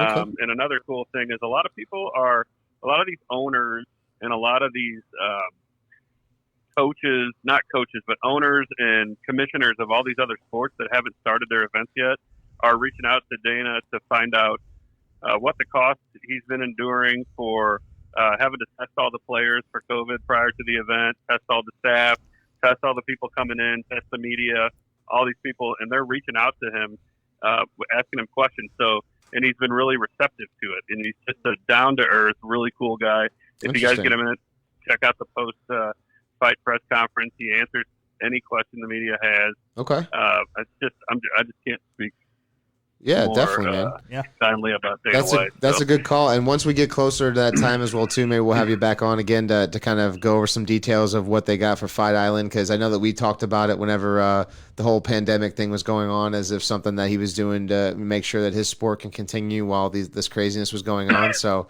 we'll have you back on for sure, John, to talk some more UFC and some fighting with us. well, Jimmy Tracy, that's your fights with Fish. Yeah, Jimmy Tracy, I saw the post. We answered, and I think it was good content anyways, because UFC is a growing sport. It's very entertaining for me. It was just that I hadn't learned, or I guess I wasn't too familiar with some of these new faces. And now with you kind of explaining it and giving me an idea of what I need to be looking for, I think I'll probably jump back in and start watching some more of these fights, maybe even buy telling one of you. these pay-per-view events to take a look at it as well. I'll come over. Cool, man. Yeah, do it. I've got some workarounds on that end too. But yeah, please do. Thanks for having me on, and it was a pleasure. I didn't drop any F bombs this time. That was very good. I appreciate Very that. good. I appreciate that, John. You know, But all right, hey man, thank you again. I appreciate it. We're gonna move on to some other sports, but like I said, we'll have you on again and talk some more fighting with us. All right, brother. thanks, All right, John. see you, Love buddy. you. Love you, John. See you, guys. buddy. Love Peace. you guys. See ya. All right, man. That was Fish, man. Fights with Fish. We appreciate Fights with that. Fish. Interesting. We've got it was no, and I think that the UFC is definitely something that is growing with the fact that you're going to have always that, like we said earlier, that young talent that wants to make a name for themselves. Right. And in the fighting game, it only takes one good punch or one really good does. kick, to change the outcome of one of those fights. All it takes is So, somebody sitting there watching. Yeah. Like, I'm going to beat them. I want to throw something up here real The quick. island dynamic though adds a whole twist. It's That like something is you'd see pretty like in a cool. movie or something. Yeah. Now, we don't talk too much football because there's not a whole lot of football other than the draft that was going on, right? Right. But I just want to throw this out there since we've got a decent amount of local people that are watching right now as well, too. Yeah. AJ Matt Love back at you, man. Thanks for tuning in. Mitch Ely, Nino Santamaria, Mike Kerper, Andrew Vitale. Thank you all for tuning in, man. We really appreciate it. I know a couple of you guys have been in here for multiple episodes, so we really appreciate the following. Thank you. One thing that I want to talk about, this date in transaction history, the San Francisco 49ers traded Isaac Bruce, a.k.a. the Reverend, to the Rams to be one of the biggest pieces of the greatest show on turf. Oh, What do you know about man. that, Mark? Did you get to go to any of the games when they went on the run? I did not. I did a lot of watching from home and having like I remember my parents at the time. Obviously, I was living with my parents. Yeah. I remember them having get-togethers and stuff, and us having people over to watch the games and stuff. But I mean, not only did we beat people, we beat the piss out of people. I remember the 49ers kind of worked us over for a few years, and I remember when we got them, we were playing at Busch Stadium, and I think one of the 49ers linebackers, they beat us real bad, and they're just like, same old sorry Rams, just a new city. yeah, And, I think it was DeMarco Farr, Mike Jones or someone like that was on the radio. It's like, I saw that on TV, and I'll never forget it. And that inspired all of us to beat them. And then look how good they got. And I got to go to a game. you don't Man. get the name the greatest show on turf if No. you're not the greatest show on turf. Torrey Holt, Marshall Torrey Holt, Falk, Isaac Bruce, Ricky Marshall Prohl, Falk, Kurt Warner. Okay, like Azahir Hakeem. Yeah, I mean the names that we have. I mean, obviously we don't have a football team anymore, Right. Which is sad because I loved football in St. Louis. So did I. We got done wrong by Kroenke, and Yep. it was one of those things where I think that we got the raw end of that deal. And Totally. if there was a NFL team that was looking to relocate, I would hope that St. Louis would actually still have their name in there. But I don't think that it's the case because of just Fortunately. the loss that we took from the stadium and all that stuff because of Kroenke's being an asshole. Yep. I mean, he had a plan. He didn't want it. He wasn't going to keep us here. And why not just keep the team mediocre, have a mediocre coach, and this team will be ready to move. And that's what he did. Kim Gutnick says Kevin Carter. Kevin Carter. Yeah. Yeah. Grant Wistrom. Ricky Prohl. Ricky Prohl. How about that? Sure hands, Ricky Prohl. Remember that catch against the Buccaneers Oh, my in the goodness. playoff game? It was huge. Unbelievable. That was a man. hell of a game too, and it was like Unbelievable talent. 13-12 or 13-7, but it was as entertaining of any other game that you could watch. Chet, we broke the mold. We changed the way that the game was played. The defenses had to, I would say, be completely like the team's approach to come after us had to completely change. You know, We were coming after you, and we did, and we scored over and over and over again. right? I mean, it was just like a gun. I remember watching. I got to go to a game, and it was like 28-3 Rams against the 49ers at half, and it was just like down their throat, nonstop. Couldn't stop Marshall Falk. What you weren't couldn't used stop to. us if you wanted to. Oh yeah, I remember in like one of the earlier like Madden games, like I would just abuse the cutback play with Torrey Holt and Isaac Bruce. Like people couldn't stop it because I knew right when to throw it because he would just turn Right. around. It would be right in his numbers because Kurt Warner was phenomenal of getting the ball out quick. But no, great memories. If you guys have any memories of the greatest show on turf, which obviously the biggest name that I think you could say over and over again because of obviously the rap star would be Mike Jones. Yeah. Who? Making Mike Jones. Who? Mike Jones. What's his phone number? You know it? 281-330-8004. Yeah, I know. Hit Mike Jones up on the low because Can we Mike call Jones him on is about to blow, to folks. see who answers? And you think that year we won, the season's over, Trent Green goes down. Yeah. We have a backup arena football quarterback who was bagging groceries. And we're like, oh, man, our what season's are we going over. to do? Right. And we just went after him, everybody. Yeah. So it was fun. It was cool. I got to go to the parade with my dad. It was cold as shit. Yeah. It was miserable, but hey, I was down there. I'll never forget that. So it was a good time. They'll never take the St. Louis Rams Super Bowl from here away. That they was won't. our Super Bowl. That was. That was St. Louis. And Kim Gutnick says her brother was a PSL holder, as well was my grandfather. Mm-hmm. The games were amazing and so loud in the stadium. I agree. It was great. John Joseph Snow says, "Oh my God, Kyle Mindorf, the forbidden play, the forbidden play." I mean, if you're talking about with the greatest show on turf, I think there's a lot of forbidden plays that we did because we, like I said, we did some stuff that people had never even seen before. Yeah. But Mike Jones tackling that guy, Tennessee. Yeah. I mean. Was it Kevin Dyson? I that can't who think the of. I tackle can't think was of the against? guys. I can't think of the gonna guy's say name who Dyson. it was. But yeah, he literally gets could them be on wrong. like the 1 yard line. It was the difference maker of tackle. us potentially losing the Super Bowl. Yep. Right. So I know I still had the newspaper article at my parents' house that was like framed and I whatnot actually on liked that. the running back. They had Eddie George Yeah. then and Yeah. Steve They were a good McNair. team. They were a good, Yeah, team. good team. Jeff Fisher, go figure. Yeah. was coaching them then. No, But no joke, right? we won't talk about Jeff Fisher here. No. It's a big joke. But anyways, Well, let's talk about something else then. yeah. So Dalvin Cook, fantasy wise, unbelievable player this past year. Yeah. Runs, catches, does it all. Yep. Minnesota's a good team, but they did just trade Stephon Diggs to Buffalo. Stephon Diggs. Going to So, roll, I guess, Thielen with and Thielen, Rudolph yeah, as much as they can. I don't understand it, but they had to do it, right? So Yep.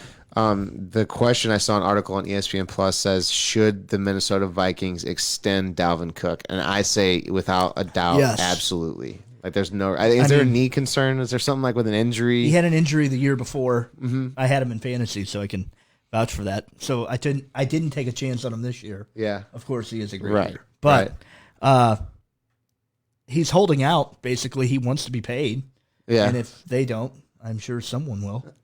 Is he a top 5 running back right now? I would imagine that he was, yeah. I would say he would be. Yeah. So, yeah, if you don't want to sign him, someone else will. Right. Jonathan Joseph Snow actually corrected and said he was referring to the play in Madden where the running back was always open downfield. Yes, when you have Marshall Faulk as your running back too, it's definitely not you're at a disadvantage every single time. But yeah, he also stated the Rams had one of the most underrated defenses that year. I agree. It was good. I agree.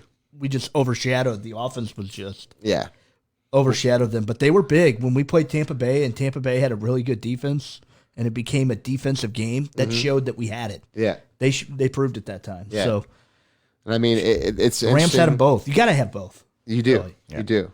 But as far as the Dalvin Cook thing, I mean, hands down, absolutely re-sign him. Sign him. That's a big piece for them going forward since they got rid of Stephon Diggs. Right. You can't hate you people can't lose demanding him money, as well. but if you're good and you need them, Yeah. you're going to have to sign them. Well, speaking of if you're good and you need him and you need to sign him, I don't think that he's coming back as a player, but Luke Kuechly announces his retirement at a young age, right? I always liked him. But I believe that Carolina is bringing him back on as a coach. As a coach? Yeah. They put him on the retired list so that way he's getting the deferred money over 2 years instead of having to pay him out over 1 year. So I think that he's going to be coming back into the end of the game and seeing at least how that's going to work out for him. I liked him a lot. It's a very smart player defensively. So if he can actually help out other players and kind of groom them at a young age to get to his mindset, I think that he could definitely develop some really good players. Yeah. I was a big Urlacher fan, so I saw a little bit of that with Kuechly, but I was a big Brian Urlacher guy. Yeah. Even though I don't like the Bears really. But hey, good players you like to watch, no matter where they are. I hear you. You just got to watch them. I hear you. Let us know what you guys think about this, because this next one, we're going to move on to some NBA topics here real quick. So my big question was, just because of the huge following, the 30 for 30 that you had with the Michael Jordan series on ESPN, when the NBA starts back up at ESPN Center in Disney in Orlando, and they start getting the playoffs and all that stuff going through, do you feel like that when the games are on TV that they're going to get more of a following, that there's going to be people that are hungry to watch some basketball? One, because sports has been gone across the board. Right. Two, you just had an awesome docuseries with the whole Michael Jordan story that, to me, if that doesn't get you jazzed up or amped up about wanting to watch some basketball, then you're just not human. You don't understand the Michael Jordan story at that point, right? What do you think about that? Do you think it's going to have a bigger following? I think that it will. I think it will. I mean, I love that time in like the early mid 90s NBA. My dad was huge into it. I was a huge Sean Kemp. I loved the Supersonics. Yeah. So they were big. Vince Carter came in and kind of swept everything. Kind of took it from Jordan. The dunks and stuff like that. Even though he wasn't Jordan, no one is. But I think Michael Jordan will put a little more people on TV watching the NBA, depending on how good it is. I think it reminded people that gave up on the NBA years ago how good that basketball really is, and to me it was overshadowed for me as well too. Like I said, Kobe Bryant was what brought me back into the NBA, and then with Kobe retiring and then going out, and it was just I enjoy some of the new age players, but it was harder for me to get back into that sport. It is hard to get back into there, and it's a lot different. It's a little weaker than it used to be. It kind of was a little tougher back in the day when we watched it in the mid-90s. I remember Iverson and guys like that. They were fun to watch, and I guess my connection to anyone is hard. Steph Curry, I like that he can hit threes from everywhere. Yeah, but it's kind of boring basketball, right? I don't know. The three-pointers aren't boring to me if you shoot them from half court. I hear you. But to me, now, and I don't mean boring as in like I won't watch it. To me, my biggest problem with basketball when you have a team like Golden State when they predominantly shoot threes is that it takes a lot of the physicality of the one-on-one, like when you used to see Jordan take on the best player on their team, Yeah. or you used to see those guys line up and get in their defensive positions, and then it would literally just be the best player versus the best player. Yeah. Like the players thrived to show that they could take those guys Right. in those situations. Right. Now, when you have a Golden State team like that, it's like you got 3 or 4 guys that are such a high 3-point percentage range. You can obviously act like you're going to take it down to the hole and dish it out for an uncontested 3 Right. and make it. That's Well, just, to me, that's not as defense fun. isn't what it Right. used to be. Right. I don't think. I mean, the pressure that's been put on. I mean, Golden State would just basically run around and shoot threes, and if you couldn't stop them, you were going to be down 40 points at half. Yeah. I mean, and to be honest, did I like it? Yeah, because they were running gun, hitting threes nonstop. The crowd's going nuts the whole time, Yeah. and they're up by 40 at half. Yeah. And then they bench everybody in the Right. fourth quarter. I mean, there was nothing really, and NBA was kind of stagnant. There wasn't a team that was really explosive, But anyone the- to grab your attention. I know But there's a here's lot my of hate problem. on Golden State. Now here's my But- problem though here. So John Snow says again that the 3 points came into play momentum wise when the team is down, and that's about it. So I disagree. And Golden State's stance, when they're up, they're still shooting threes. Still shooting threes. They're moving their defense to get an uncontested 3 shot, and then that's when they're taking it because they are a high percentage 3-point shooting Well, team. if that's what you do, that's what you go for the jugular. Right, Keep don't get me wrong, scoring. and that's what's getting. They've obviously had success with it, so why Not now, Why but, change? Not yeah. now because things are changing, Things have changed. right? Yeah.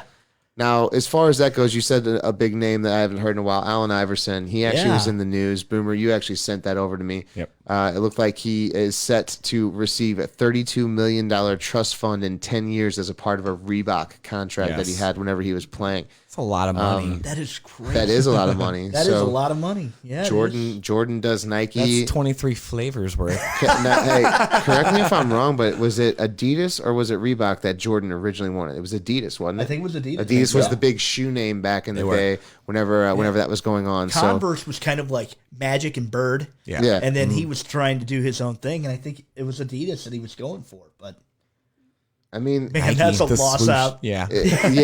yeah. I Lost mean, out on I would that love one. to see some numbers on Jordan's shoes and like the I would amount of love money it. that he's actually making on those as well too. Yeah. But hey, guys, so whenever we have basketball starting back up, who do you? I mean, is this pause going to affect any teams? I mean, I know that you had like the Lakers, the Clippers, Milwaukee that are like big names right now that were doing really well before the Love to see actual Milwaukee break. get it done, but the West is very good. Yeah, I mean, to me, I honestly, Lakers fan. My friend Sean Milligan got me into the Lakers when I wasn't into basketball, and that whole run that they went with Kobe and winning the championships got me a Lakers fan. Yeah. So I would say that if I start watching it, I'll be rooting for most likely AD and LeBron in the Lakers. I'll probably be rooting for the Bucks. I like Giannis. They're no one, gives any attention. Can you to say his Milwaukee. last name? Antetokounmpo. There it is. How about that? Yeah, Giannis. that's a tough one. Yeah, And he's good. He is really good if you haven't got to watch him play. yeah. He is a big deal. And you just don't because it's the Milwaukee Bucks who really knows what's going on. But they're good. They could come out of the East and maybe do something, but the West is so good. It's going to be tough. Yeah. No, I agree. More teams are in from the West. If that tells you anything of what's in the West, there's a lot of good teams. So Yeah, and Boomer, thanks for putting up. Michael Jordan actually made $130 million from his Nike shoe deal last year. oh my God. Last year, he's not even playing. not even Last playing. year, he did that.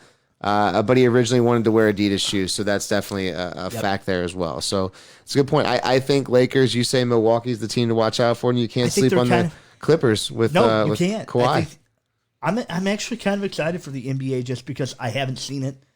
I would like it to come back. And so you're getting a little bit of that Michael Jordan excitement. kind Michael of Jordan's kind of brought it back yeah. for me. the Michael Jordan miniseries. It's bringing back a little bit of that passion for people who want to watch basketball I mean, again. my dad or my brother doesn't even like NBA at all, and he watched the Jordan documentary, and he was just like, "God, that was awesome." Yeah. I'm like, "It was, wasn't it?" Yeah. yeah, it's really good. And people are staying at home more too, so Yeah. it's something to do. Give it a shot, and Yeah. if you fall into it, it's like, man, I want to watch the NBA playoffs now. Right. Might happen. Right. No doubt. Well, hey, we're going to get on to some hockey talk here. Why All wouldn't right, because we got hockey and then we're going to finish up with some baseball. But the hockey stuff that we have, a little bit local stuff here. Blues rookie, I'm sorry, not even rookie. Yeah. There is going to be. I guess he is a rookie. Sorry, Right. But he is more of a. He's Farm really green. system Like he just got out guy. of college. Okay, Scott Perunovich. Nick and I talked about him on one of the earlier episodes.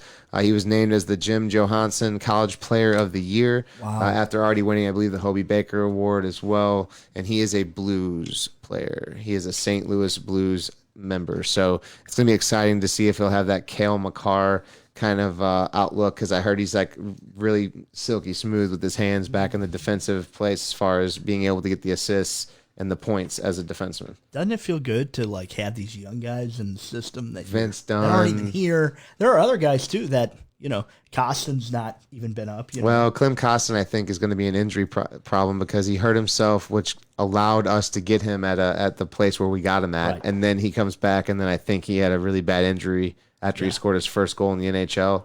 He got sent back down to the AHL and then had just like almost like just two guys just running into each other like they didn't even see him. This dude just decked him. And I think it was a collarbone or a shoulder injury that Costin had, so that's scary too. There's another guy, Eric Foley, that I was really excited about. I remember. Any watching relation to him at Matt camp. Foley?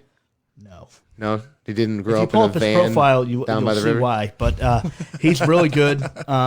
He took a concussion. He was in the trade for Stasny. Okay. He was like the main, and I don't know if he'll ever come back. And he was a big part of that deal. Eric Foley. Interesting. So he had the size, kind of like a Wayne Simmons Okay. type build and play, but I don't know Power what's forward-esque happened. kind of guy? Yeah, I like that, but I don't know what's going on with him. From what I hear, it doesn't look good. But Yeah. there's a lot of good young guys in the Blues system, and winning the Stanley Cup, like the team we have, got it's it. hard not to feel good. Yeah, Yeah, we do. it's true. It's hard not to feel good about the Blues right now. Yeah, Jon Snow says I think that the younger the younger teams that don't have those big name vets may struggle at first, as I don't know if they've had the opportunity to work on fundamentals in practice like they should have. But it's all going to come down to team chemistry. I can agree with that. Also, Nick actually wants to know. I asked if he was related to Matt Foley. He was wanting to know if he's related to Mick Foley, Mick Foley. aka I don't think so. Mankind. No. Just in case you all aren't wrestling fans out there, Cactus we'll throw Jack. out Cactus Dude love. Jack. Yeah, we got Whatever plenty you of want to them, call right? him. We have Jon Snow also saying, how are they doing the NHL when it starts back up? I'm glad you asked that, John. Because the playoffs are going to actually be the first round will be a qualifying round of best of 5. All right. After that, then they will be reseeded based upon highest seed to lowest seed as far as matchup goes, and then it will be best of 7 series as usual.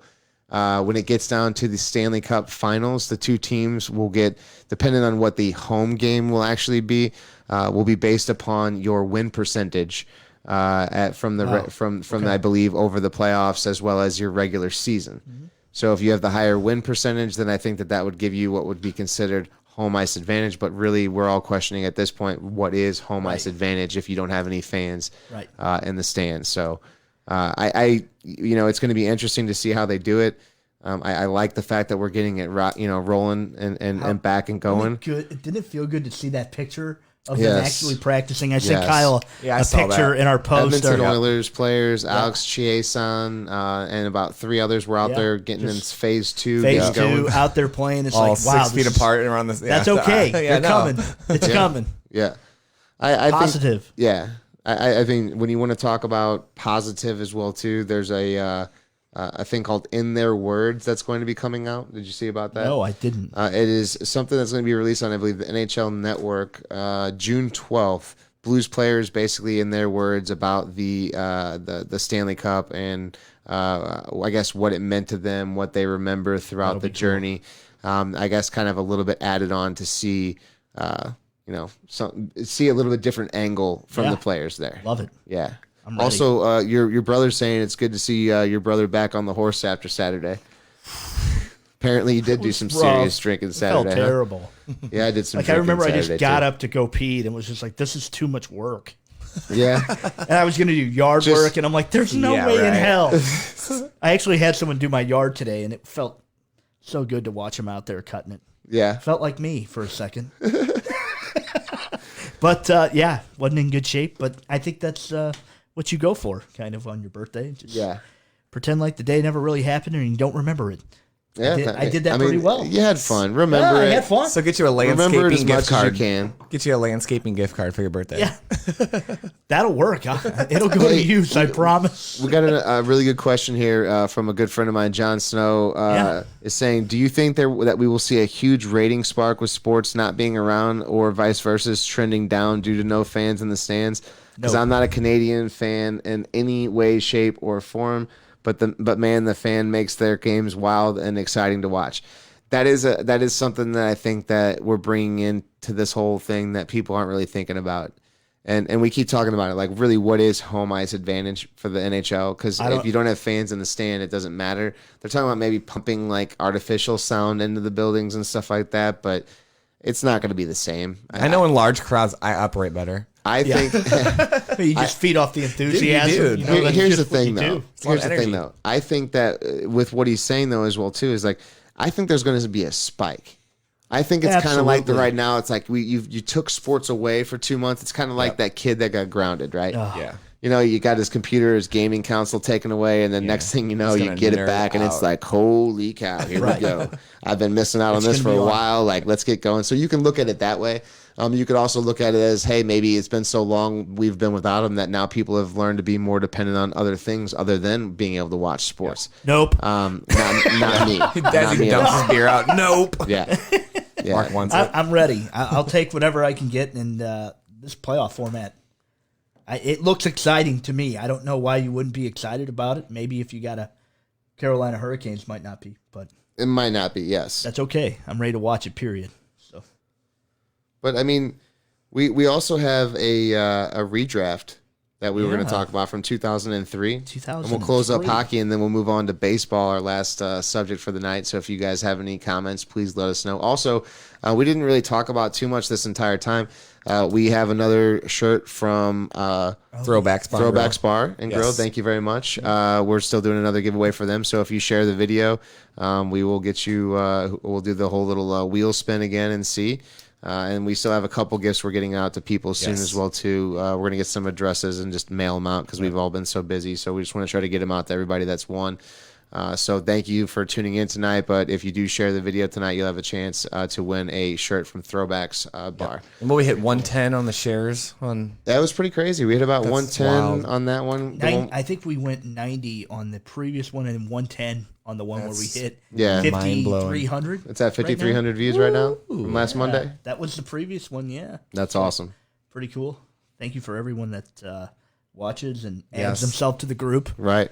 A few people I've gotten didn't know who they were. We didn't know each other, but we hit it off on some part, and just to be a part of it, I think it's pretty cool that they're listening and they're Now involved. you're getting LinkedIn Yeah, requests absolutely. from people like It's that. awesome. Hey, let's Honestly. take, let's I enjoy take it and run. Yeah, I it's enjoy fun. like waking up and looking at my Facebook now the next day after we do one of these and seeing you know the people that have commented after and maybe didn't see the show live, or the people that have reached out. I've gotten such nothing but great things to say about everybody Right. that's reached out asking if we would shout out a local business or this or that. That's what we're about. So Right. if you have We wanna something help like that everyone. and you want us to do that for you, absolutely just send a message to us via Facebook.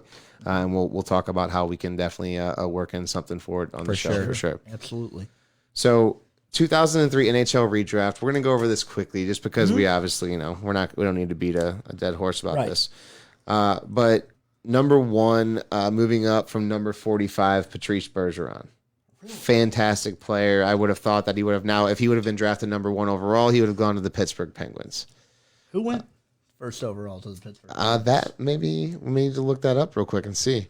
The number 2003 entry draft. two, number 2003. Yep. Number That would two, be Mark Andre, Andre Fleury. which we love. Yes, I do like Marc We got a Andre soft Fleury. spot for Andre Fleury, especially since Pittsburgh was kind of like, we got Matt Murray. Yeah. We'll be okay. I And think he then was look. done wrong for at least how good think he so, was in too. the playoffs too. Yep. Yeah. Yep. So Eric Stahl, number 2, was originally drafted number 2, so no change there. Ryan Getzlaff would have been drafted by the Florida Panthers. I like him. He was actually drafted number 19th overall by the Anaheim Ducks. Great player, great setup guy, gets a lot Let's of not assists forget what every he year. did with when Jabo had his situation. You Yeah, know, they a ripped couple that teammates got up stand. and ripped the bench Yeah. up to get the crew into Scary basically situation save Jay Bomeister. when Jay So, Bomeister Whoa. ended up having the heart Yeah, very- issue on the bench. Him and two players in a panic literally grabbed onto a bench and ripped it off of its moorings Basically and to get him whatnot in. to get him in and to give them room for the More EMTs love to get in there. definitely So for Ryan Getzlaff. absolutely, a lot of the respect. Ducks. I've always had respect for Getzlaff. I think is because of it was always Corey Perry. I didn't really care for in that team. But he didn't want you to like him either. Yeah, I know. So he Corey knew, Perry. He knew what he that's was okay. doing. Yeah, he knows what he's doing. Number 4, you would have Ryan Sutter go to the Columbus Blue Jackets from number 7 by the Nashville Predators. Number 5, Shea Weber. You'd think he might be up there still. Solid D-man, big booming shot. Would have gone to the Buffalo Sabres. Good thing his career didn't wish away there. Thomas Vanek instead. He got stuck in Buffalo. Ended up going to the Nashville Predators, obviously, 49th overall. Right. Then you have Brent Burns. Wow, I would have thought Brent Burns might have been maybe a little bit higher with his point out. You would have thought. Yeah, he 6th by the San Jose Sharks. He was actually 20th overall by the Minnesota Wild. So he would have gone to the team that he's on now. Yeah. Is that what they're saying? Yeah. He would have gone to the team that he's on now. He would have gone to the he went to Sharks. the Minnesota Wild Instead and then of got traded number to 6 overall, right? them. Milan Mahalik. Oh, wow. Didn't we have him? Maybe. I thought we kind of went there. We was went a there, we got Colorado guy, couple wasn't he? Guys.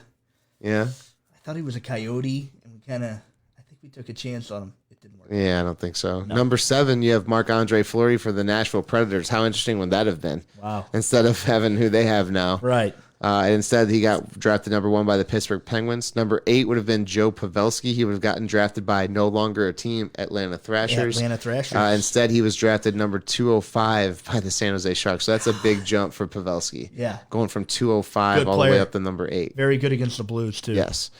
Another guy that with injury-ridden back problems, Zach Parise, would have gone to the Calgary Flames at number 17 overall. He went number 17 to the New Jersey Devils, but he would have gone 9th in this redraft. Over Dion Phaneuf. And last but not least, Corey Perry would have gone to the Montreal Canadiens. That would have been a good player instead for of them. the Anaheim Ducks, which would have been interesting too.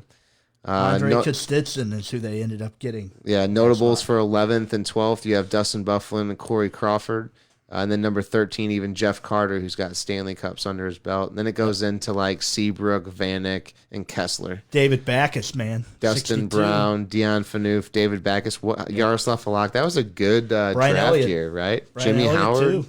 So Yeah. interesting draft that we have there as far as 2003 would go. But let's talk about some baseball. Yeah. We haven't So, really touched on baseball. We don't touch. and why would we? They're not. It doesn't seem like they're on the same page. Right. They're not. They're not.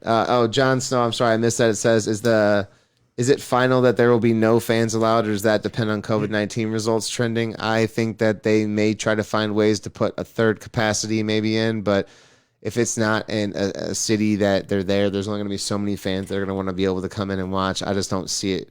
The risk versus reward, I just don't see it being beneficial. I think for Gary putting Bettman stands was- in the fans, was or open. fans in the stands. To maybe it working out if things get better, but he was just kind of, hopefully, if it doesn't, then that's what we have to do. Yeah. So I think more likely, no fans. No, I don't think there's going to be fans. I'll take for that. it. I'll take it. But speaking of baseball here, Cardinal fans, I ask you now, because I was a little upset about this at the beginning of this season. As we all were.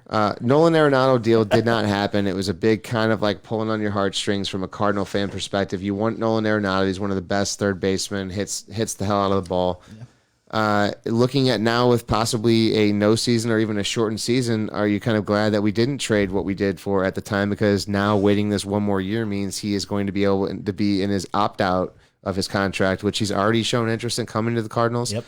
So there's a possibility now that maybe we get him for lesser of a price tag because of a shortened season or possibly even no season at all. And we talked about, another year off the books for Fowler and Carpenter. Yeah, I mean, and that's look at the benefits there. So Carpenter, another year that honestly sucks that we had to pay that. Also with Fowler, Right. Underperforming the way that they are, but that's also another year that we have now rested players like Goldschmidt that we're losing a year off his contract. Unfortunately, yeah. But we extended him whenever he got here, so he's going to be here for our long run when we're in our I'd say our best. Yep. And if we can get a Nolan Arenado now, I think that this is priming up to be better for us the way that we waited. He'll look good in Cardinal Red. I think he will. Yeah. I think he will. I think I hope that we do something to try to get him. It feels like he wants to win. Why wouldn't you want to come here? I know we got a winning. We got a history winning here. tradition. He also likes Goldschmidt. They're good friends. Yep. So there's a possibility that we could still see the Arenado deal coming to St. Louis. What a corner. Right. I High mean, corner we would there, obviously right? that would be the best third baseman we've had since Scott Rowland. Yeah. I mean, yeah. Defensively, Scott Rowland was a beast. He also could hit the hell out of the ball, Yep. but I think we have a little bit of a better hitter here with Arenado. Yeah, even better. And defensively, though, I think Scott Rowland probably is still the God, he best. was so good. Yeah. Yeah, he was good. Yeah. Made it So look so easy. that was an interesting one for sure. We also have here the universal DH spot was talked about for the shortened season. Okay. If the universal DH spot isn't used this season for a shortened season, let's say that there isn't a season at all. Right. Okay. Then where do we go with it, right? Does that mean that that's now thrown out the window? Because if we come out in the 2021 season and then we now have a universal DH spot, which you know damn well that I know I'm you're for. all for it, right? right? If we have them come out and do a universal DH spot, do you think that there's going to be problems, with? Do you think there's going to be problems with the way that the DH spot got brought up to where teams might say, "Hey, if you guys were going to do this, then why wasn't this talked about maybe before to where we could have planned better?"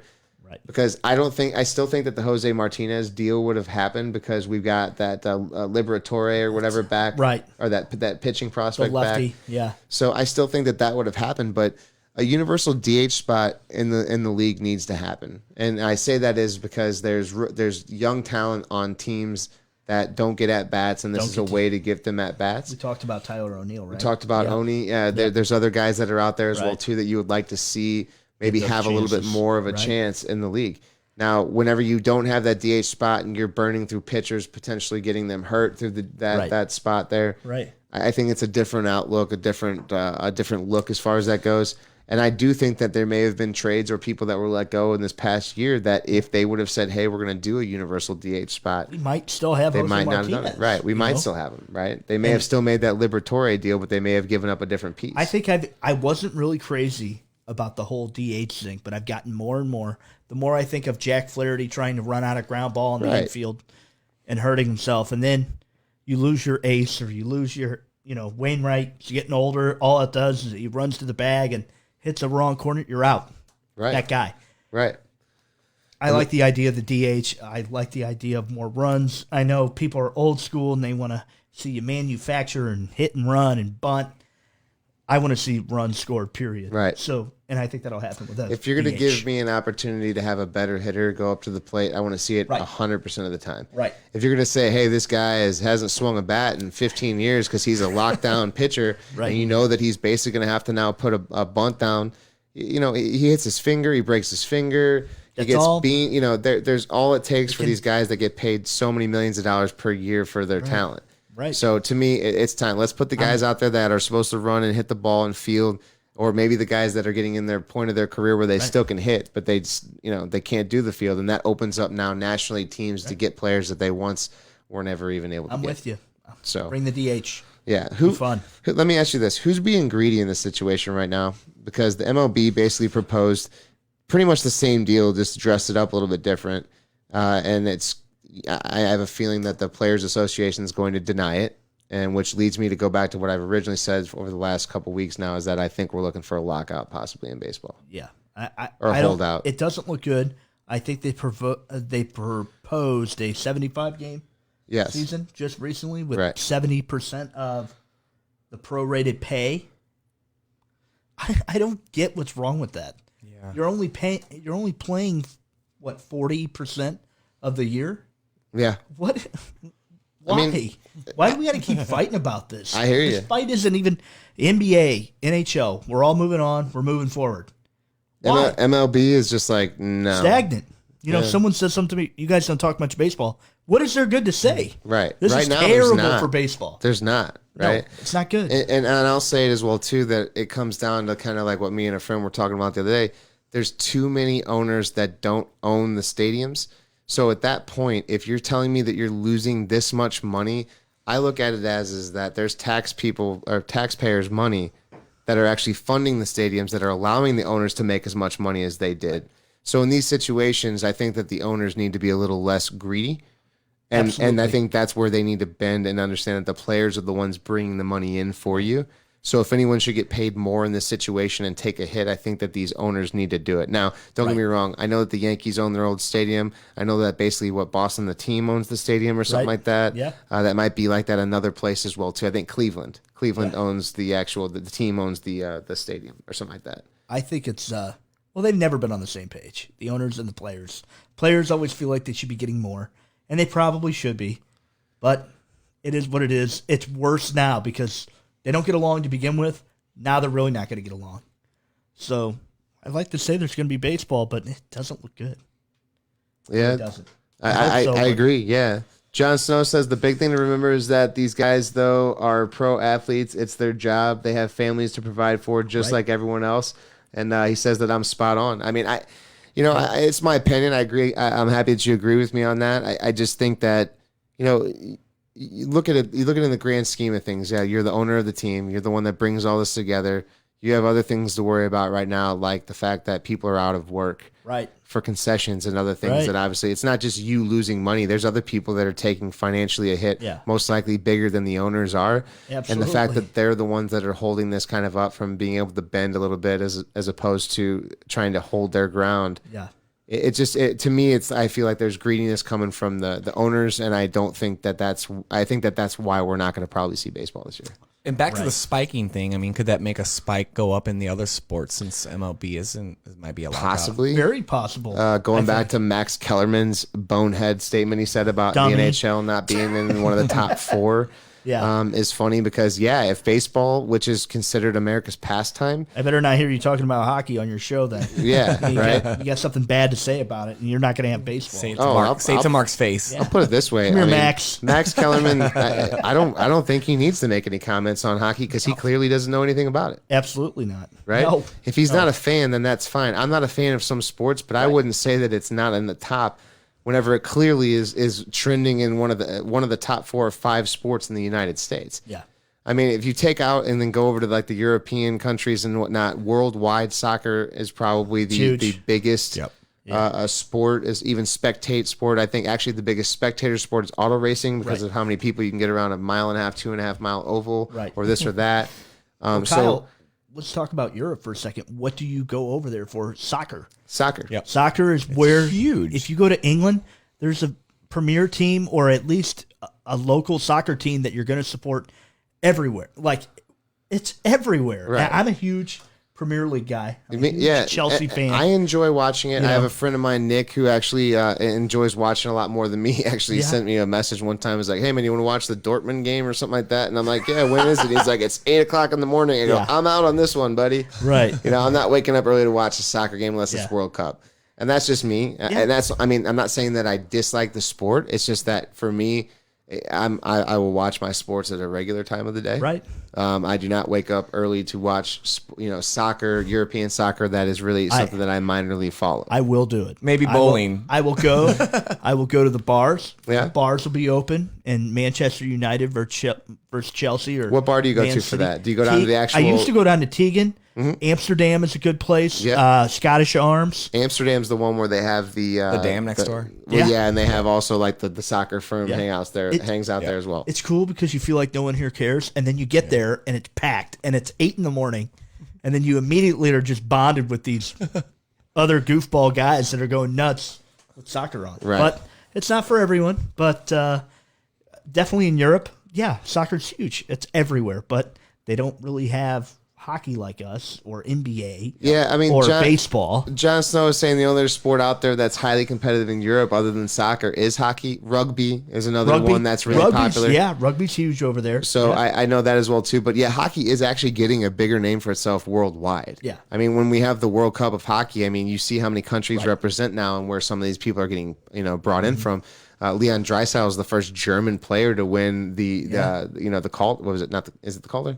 What was it for the Hart most Trophy? points? Hart Trophy. Yeah, Win the Hart? Yeah. Trophy.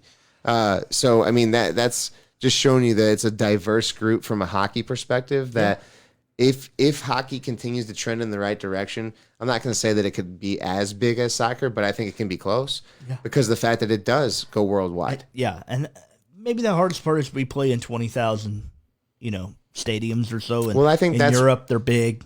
A lot of them are. That's where people, though, in the United States can talk trash on hockey because of the fact that the hockey arenas are smaller and don't facilitate as many fans and their TV deals aren't as big. Right. However, I think that the following for the sport is just not as big. are just as big, if not It bigger, absolutely than is. some of these ones than Max Kellerman's giving it credit for, at least. Yeah. So Don't know what you're talking about, but whatever. whatever, Max.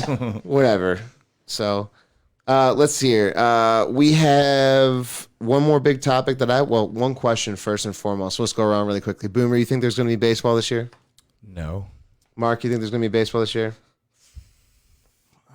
I hate to say no, but it doesn't look good. The 75 game with the 70% pay, I would think that would be good enough, but maybe it's not. It might not. It doesn't look good. Yeah. I'm going to say no.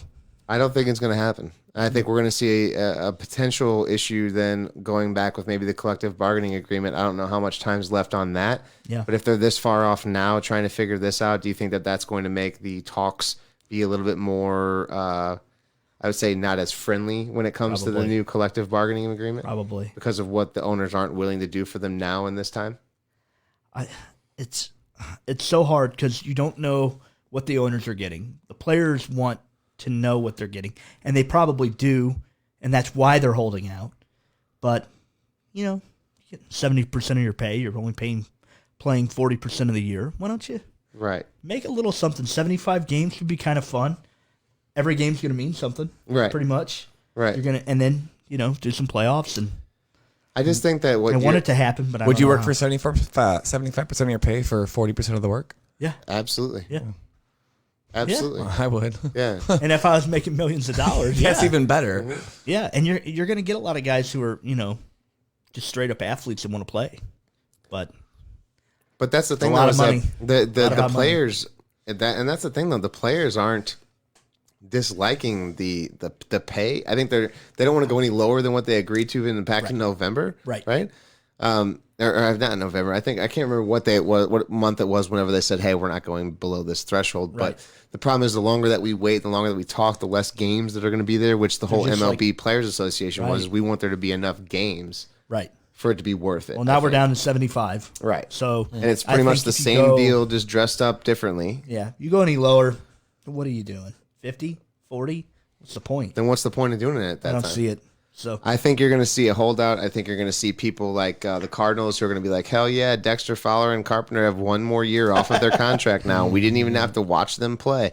And then you're going to have other people that are going to say, hey, this guy that we signed for a 1-year deal, like who's that cat we picked up from middle infield, Brad Miller, right? yeah, The utility type guy, right? We might not even see him he play. might not even be here. We got him literally on a 1-year deal, and if this season even play, it'll be like the transaction It'll be like it happened, but he never never happened. even played a game for us other than a spring training game, and there was literally cut off like a third into the spring training season. Yeah, So that's an interesting one there. But doesn't look good. I'll tell you what, let's not talk about the bad stuff in baseball. Let's talk about MLB's top 10 first-round picks of all time. Yeah, We had some people, friends of yours, that were saying that they wanted to talk some baseball, so we're going to throw in a top 10 list on some baseball tonight.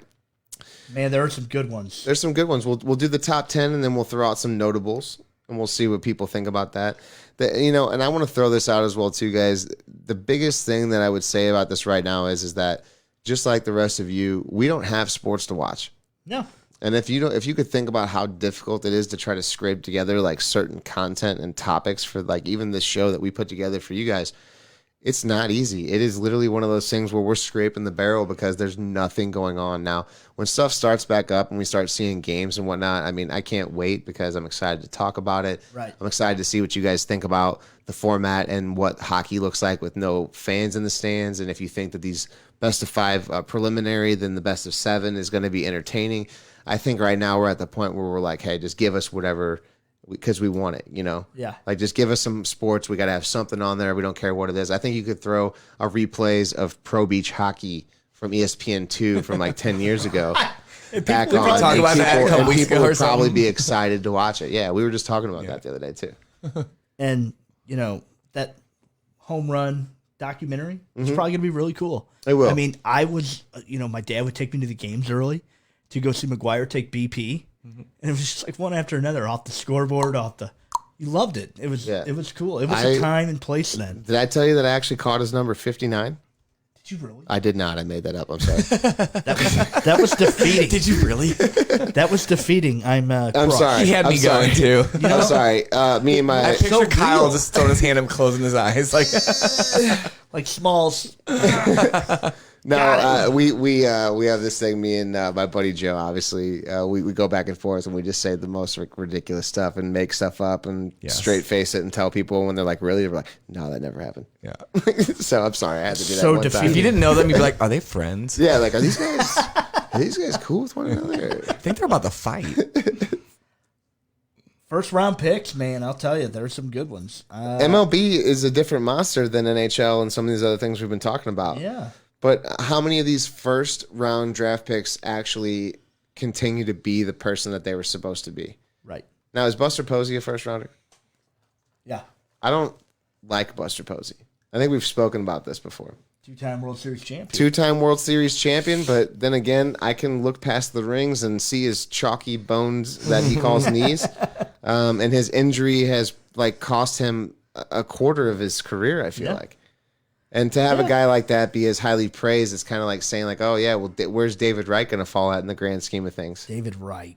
Because he was a great happened to hitter, David Wright? right? Vertebrae problems, back problems, but is he going to go to the Hall of Fame?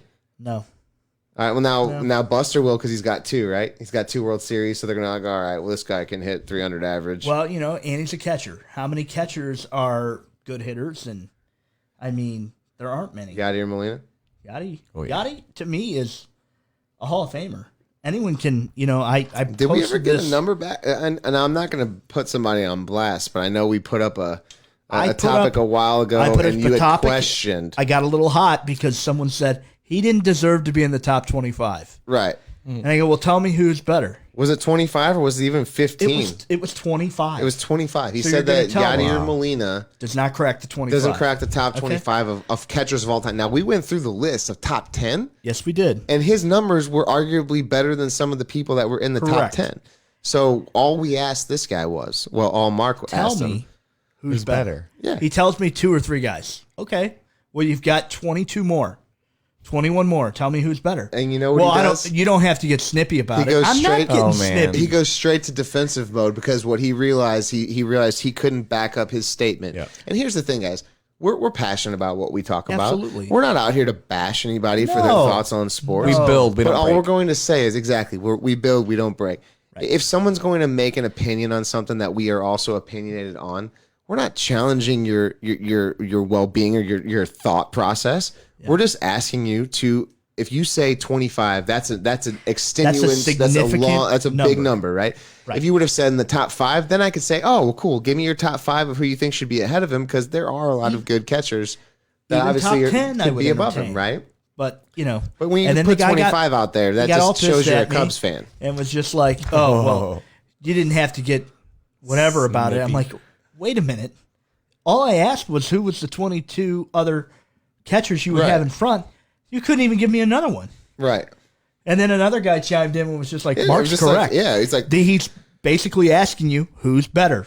We're not, and like, we weren't being negative. We weren't calling No. the guy out and saying No, that. We just said absolutely. simply like, hey, like, well, who do you think? Because we wanted to. Yeah. If he would have said 25 people, and I would have been like, holy Right. shit. If you name 3, That was actually a good list, man. I appreciate that.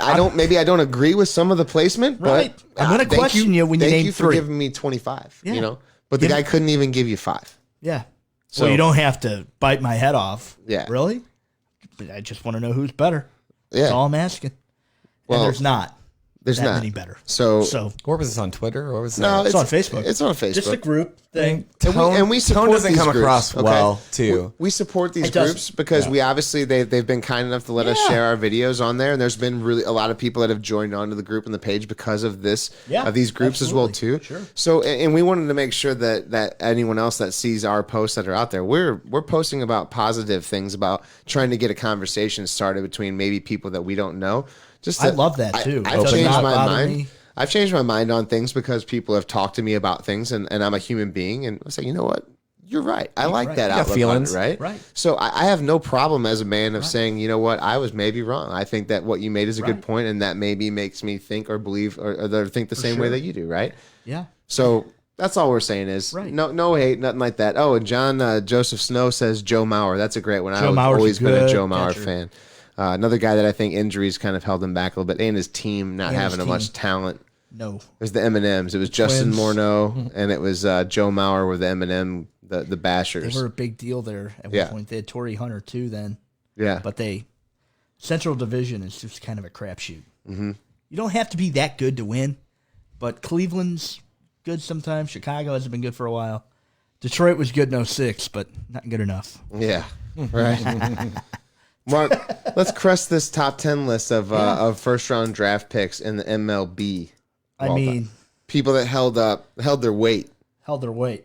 Well, I'm going to say one guy was kind of a sleeper was Mike Mussina. Mike Remember Mussina. him on Baltimore? Now, he eventually ended up going to the Yankees, right?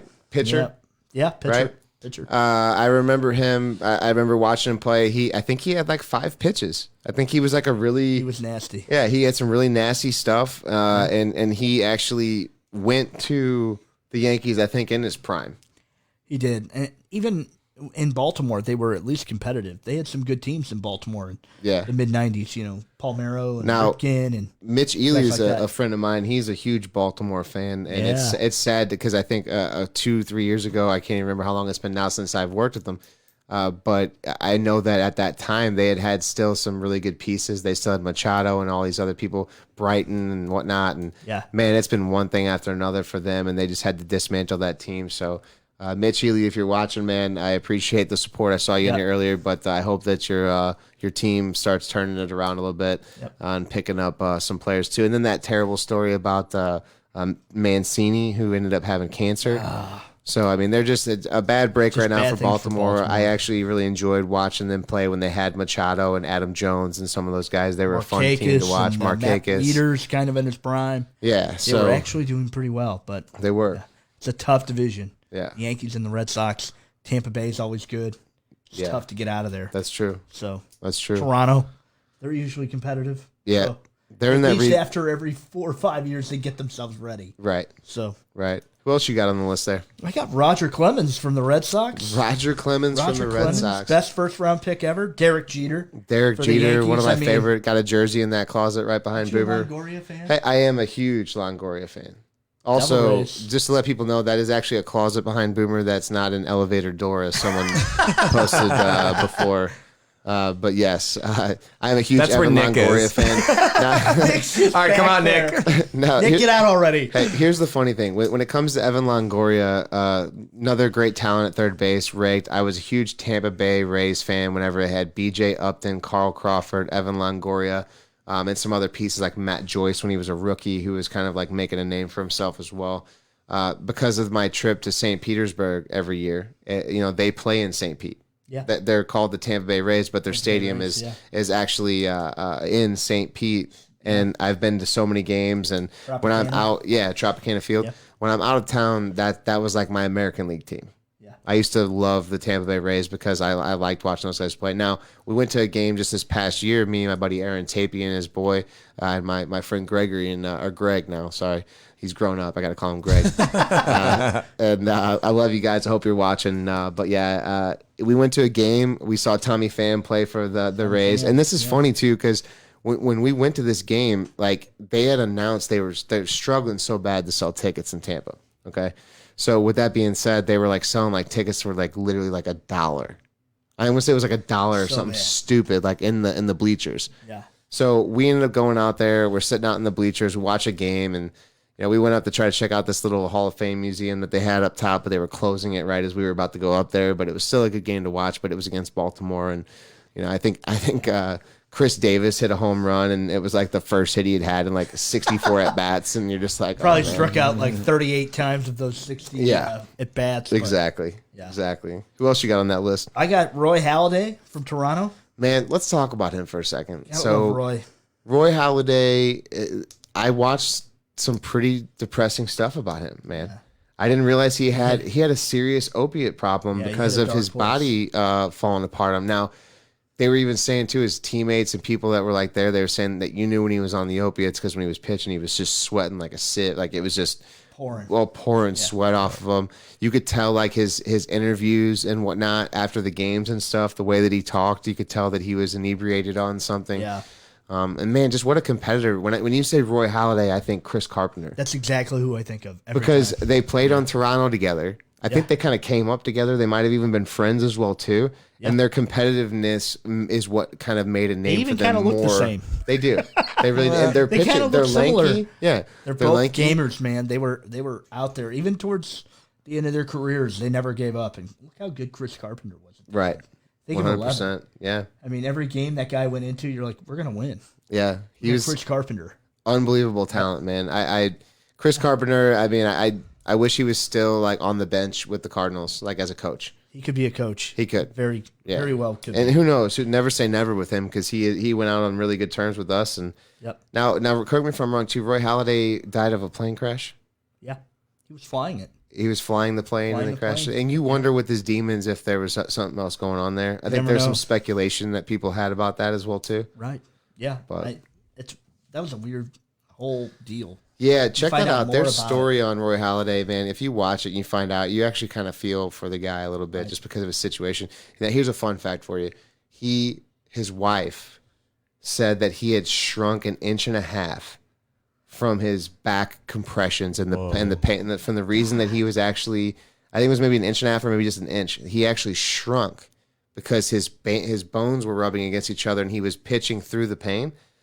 To where like whenever he had went, he literally was shrinking. His bones and spine were compressing throughout that thing. So, what else you got on the That's list? tough. I got Big Frank. Oh, on Frank the White Thomas. Sox. I love Frank Thomas. Oh I mean, man, do you see the commercials he's mid-90s doing nowadays? baseball. Yeah.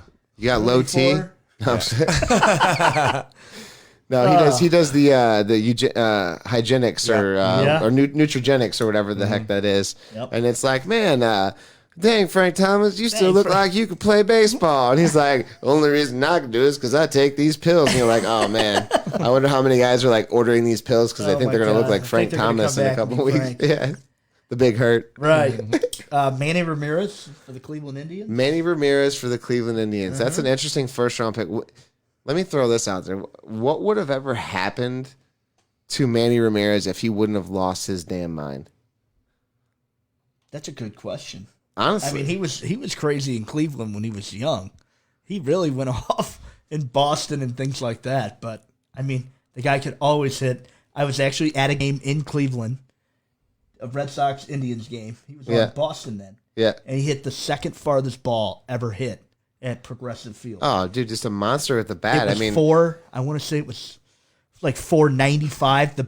The only farther one, Jim Thome hit one in the left center. Yeah. Over the bushes. I think it was 523. Actually bounced out. it was incredible. So Jim Thome hit the is farthest. another big name too. Guy That that was a just big rigged name. too. Lefty. Late round Jim. He was a 13th round pick in 91. 13th round for Cleveland, Jim Thome. Look how good he was. Justin Yeah. Verlander for Detroit. Oh, phenomenal. Still good. Still as good. Oh, well, better obviously now. Yeah.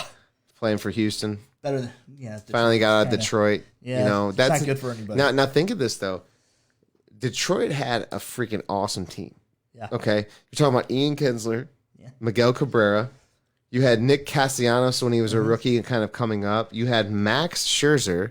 You had Justin Verlander. I don't know how Okay. they've gotten to where they are now. Like, I mean, they have literally had such good talent for their team Right. that Miguel Cabrera got older. Like, obviously, he wasn't in his prime, but still one of my favorite players of all time. Yeah. Miguel Cabrera, hands down. I don't have a Awesome. bad thing to say about the guy. They had Maglio Ordonez. Maglio Ordonez. Remember him? Yeah. He was good. Fun team, man. I have some friends. They were Even fun. John Snow's actually originally from Michigan. They had a team. They should have won maybe in 06. But Yeah. I mean, we were hot. That's really what it I came wanna down say- to. We were hot. We had a lot of momentum. I think I had a bet with them where they ended Brandon up buying Inge. us some Brandon Inge. Oh, yeah. He threw away. He threw the ball Pudge. away. Pudge played Pudge, catcher for him yeah. for a while. I mean, the Detroit Tigers were a great team. It was just sad that they ended up going the way they did, but all of these teams go through it because of bad contracts. Right. And when you have a Stuff. player like I hate to say this, Miguel Cabrera, like one of my favorite players of all times, you're going to pay the price to have him. That's where the Cardinals were at with Pujols. Right. Now, this is a question that I got to bring up real Yeah. quickly. So Pujols has 2 years left on his deal, okay? 2021, 2022 season for the LA Angels, and then he is a free agent from that big deal from whenever he finally left here. Yeah. I ask you this question, and I ask any Cardinals fans that are out there that are listening onto this as well too. If Albert wanted to come back home in a universal DH spot for the Cardinals and end his career as a Cardinal, would you accept that? And do you think that it would be worth it? Because I actually have stats I've looked up. What do I have to pay him? What do you now? That's a big exactly. question. That is the $1 million question. What do you have to pay him? That's more than that. If it's reasonable, Absolutely. Yeah. Check Sign that it. box. if you got a DH and you're reasonable, and you know how crazy we would be if we got Albert back for the last. Oh, did you see how crazy that they went whenever he came back, back? and we actually ended up having that he hit the home run? People went nuts, dude. Yeah. Now here's the thing, Yachty though. hugging him at home. I'll throw this out there because I got people already saying hell yes, Missy Donner, Nick Axley is saying that, but I think that this is an honest question. No, for someone it's a like good question. Albert who left when he did because of the money situation and all that and whatnot, and he got a lot of scrutiny for it. Yeah. If he came back and took kind of like that hometown, he wanted to play for the team where he had his most success, and hitting out of a DH spot, which would allow us to utilize his bat, which his bat has not really slowed down that much. Okay. Power is a little down, but he's still hitting. He's still a 300 hitter. He's still raked in over 100 RBIs, I think 2 or 3 out of his last 4 seasons.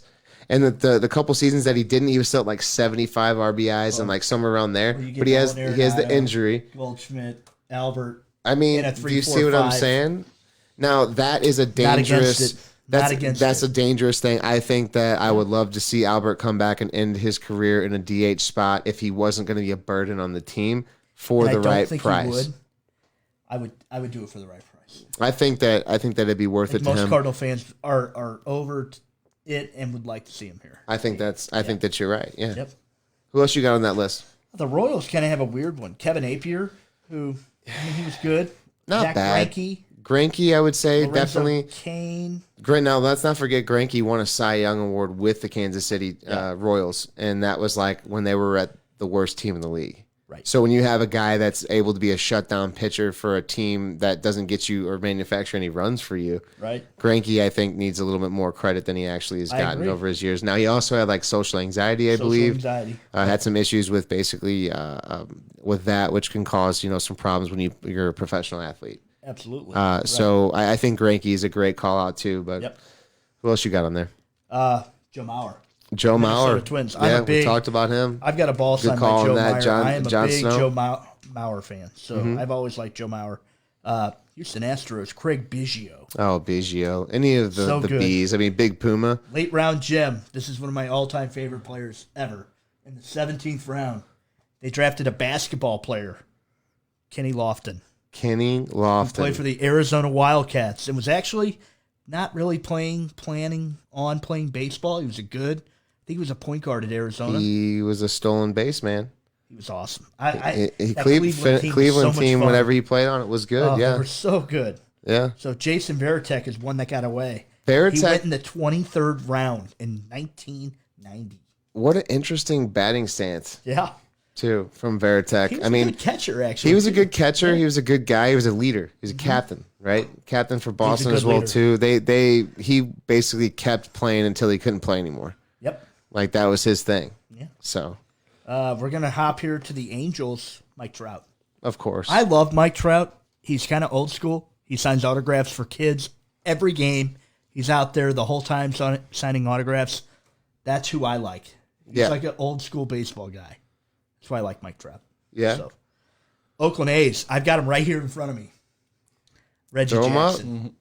He is probably my all-time favorite player. I got to meet him at the All-Star game we had here, and he was so cool. So I love Reggie Jackson. Seattle. If you think of the Seattle Mariners, who do you think of? Felix Hernandez. Or Ken Griffey Jr. Sorry. Ken Griffey Jr., best first-round pick ever. I think that was 1987. I think that just because of the fact that they also were without them because they never played there long, right? Yeah. And then they ended up going to a better team. So I think Felix, when you said that to me, like the player that stuck around would be King Felix. Yeah. Hey, Griffey was there for a long time, and they were You're right. really bad. You're right. And then Griffey came in, and he put Seattle on the map. They Yeah. were nothing. But he really made an impact. They made the playoffs. They Well, got Randy Griffey- Johnson and things like that. Yeah, Griffey got has really like the probably the most natural swing Yep. that anyone has Probably ever had in the best major series. league. Texas Rangers, Mark Teixeira, Kevin Okay. Brown. Now, I'm going to challenge that, dude.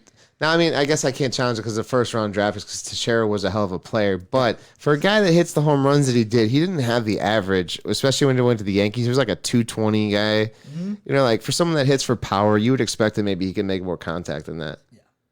Yeah, and he got less and less as he got towards the end. Yeah, he did. It was home run or bust. Right. Atlanta Braves, Chipper Jones. Well, We Chippers, got a little love for Chipper, too, we do. after his recent Yeah. comments about playing. Yeah, I agree. And my friend, Josh Dover is a huge Atlanta fan. I've got some other friends and whatnot that live in the Atlanta area as well. And you can't ask for a better captain than Chipper Jones. I love Chipper Jones. I mean, he's a guy that you model the game around. So yeah. I cannot be mad about that. You have Josh Beckett for the Miami Marlins. Interesting. Yeah. He was Josh good. Beckett, he was good. It's unfortunate that he kept going when he didn't have nothing left in the tank, which kind of left a bad taste in people's mouths. Mm-hmm. Got paid from the Dodgers too, I think. Yeah. They offloaded all those contracts. Remember Adrian Gonzalez and all those guys. Dropped them all. Mm-hmm. Yep. New York Mets, Dwight Gooden. Dwight Gooden, that's an Good old school documentary, name. ESPN about Strawberry and Gooden. Oh, really? Basically doing cocaine on a regular basis and crushing the ball and winning Cy Youngs and just stealing going about bases life and- like it was no big deal. I think my dad told me Strawberry hit one of the farthest balls he's ever seen at the prior Busch Stadium. Yeah. Actually hit the scoreboard in right field. There was rumors that his heart was beating at 300 BPMs when he did that. Well, maybe that helped, Late round Jim for the Mets, some guy named Nolan Ryan. I don't know Yeah, if you've ever I heard of have that his guy. autograph. You have his he's autograph? Somebody. Nice. I never really heard of him, but Chase Utley for the Phillies was their best first round pick. Chase Utley is a Strasburg, great player. Strasburg, Bryce Harper for the Nationals. Mm-hmm. I put Strasburg above Bryce Harper. I'm not a Bryce Harper fan. No, I know you don't. I'm not a fan. Anybody else that's out there as well, if you're a fan of Bryce Harper, let me know. I just don't like the ego. I think that he gets paid way too much money to flip his hair back and think that he's somebody that I care about watching. Because I don't care about Bryce Harper No. at all. And I was actually happy that he left the team that he had the best chance to win the World Series with to go to a team that was terrible. And then that team. And then the team he left won the World Series. So Right. kudos to you, Bryce Harper. You're an idiot. Chris Bryant for the Chicago Cubs or Rafael Palmeiro. I can agree with that. Yeah. Bryant's a He's a good good player. hitter. Palmeiro, though, I think kind of has the history. Cincinnati Reds, Barry Larkin. Barry Barry Larkin Larkin. was a good player. He's a great player. Very good. Milwaukee, Robin Yount, probably the best player they've ever had. Yelich might get into the Yelich mix might, there, but yeah. Paul Molitor. Yeah. But when you think of the Brewers, Robin Yount is usually the first guy that comes to mind. Barry Bonds for the Pirates, first round pick. Cardinals, Ted Simmons, Ted Simmons, that's a big name. late round Jim. Yeah. Albert Pujols in the 13th round. That's wild. And then That's for the crazy. player that he turned into, for him to be coming in the That's 13th amazing. round, I remember them talking about his stance, like just the way that he approached the at bats. He just was a beast. Yeah. The machine. Yeah. He was actually pitching. And Albert playing. was. Albert was the pitcher. Could you imagine So- his big stature pitching? I can't even imagine. That's ridiculous. Back then, for him pitching. Yeah. Keith Hernandez was a 42nd round pick in 1971 That's crazy. for how good he turned out to be. Arizona, Max Scherzer, Oh, dude, good phenomenal. pick, bad trade. Yeah. That's probably the best way to describe Detroit. it. Todd Helton. Todd Helton Colorado. for Colorado. He played there for so long as well too. And that's another guy, Larry Walker. Yeah. You know, I think that Larry Walker was another big name for them that just stuck around until he couldn't do it anymore. Then he came here and he found it a little bit, Yeah. and then he was done. Yeah. But Clayton Kershaw for the Dodgers, Oh yeah. probably, I mean, he's still pretty good. Late round Jim, Mike Piazza in the 62nd round in 1988. Probably one of the best hitting catchers. Lots of Not highlights a good on defensive him. catcher, but No, lots of highlights on him too. Right. Obviously, with the whole getting beamed in the head and right. Dave Winfield for the Padres. I would think Tony Gwynn would be on this Tony list. Gwynn I don't see has to Tony be on Gwynn there. for San Diego. That guy is Mr. Padre. So how you don't have Tony Gwynn? I don't know. Yeah, that's crazy. Buster Posey, I knew was going to be on that list. I'm just not a big Buster Posey fan. I don't think that he doesn't deserve to be there. I'm just not a fan. Right.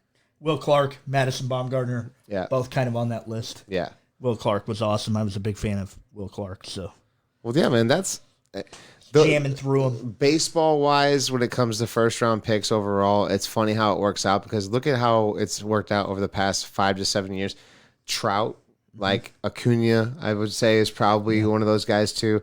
But then whenever you get there, it's so hit or miss. It depends on what your actual, scouting system looks like.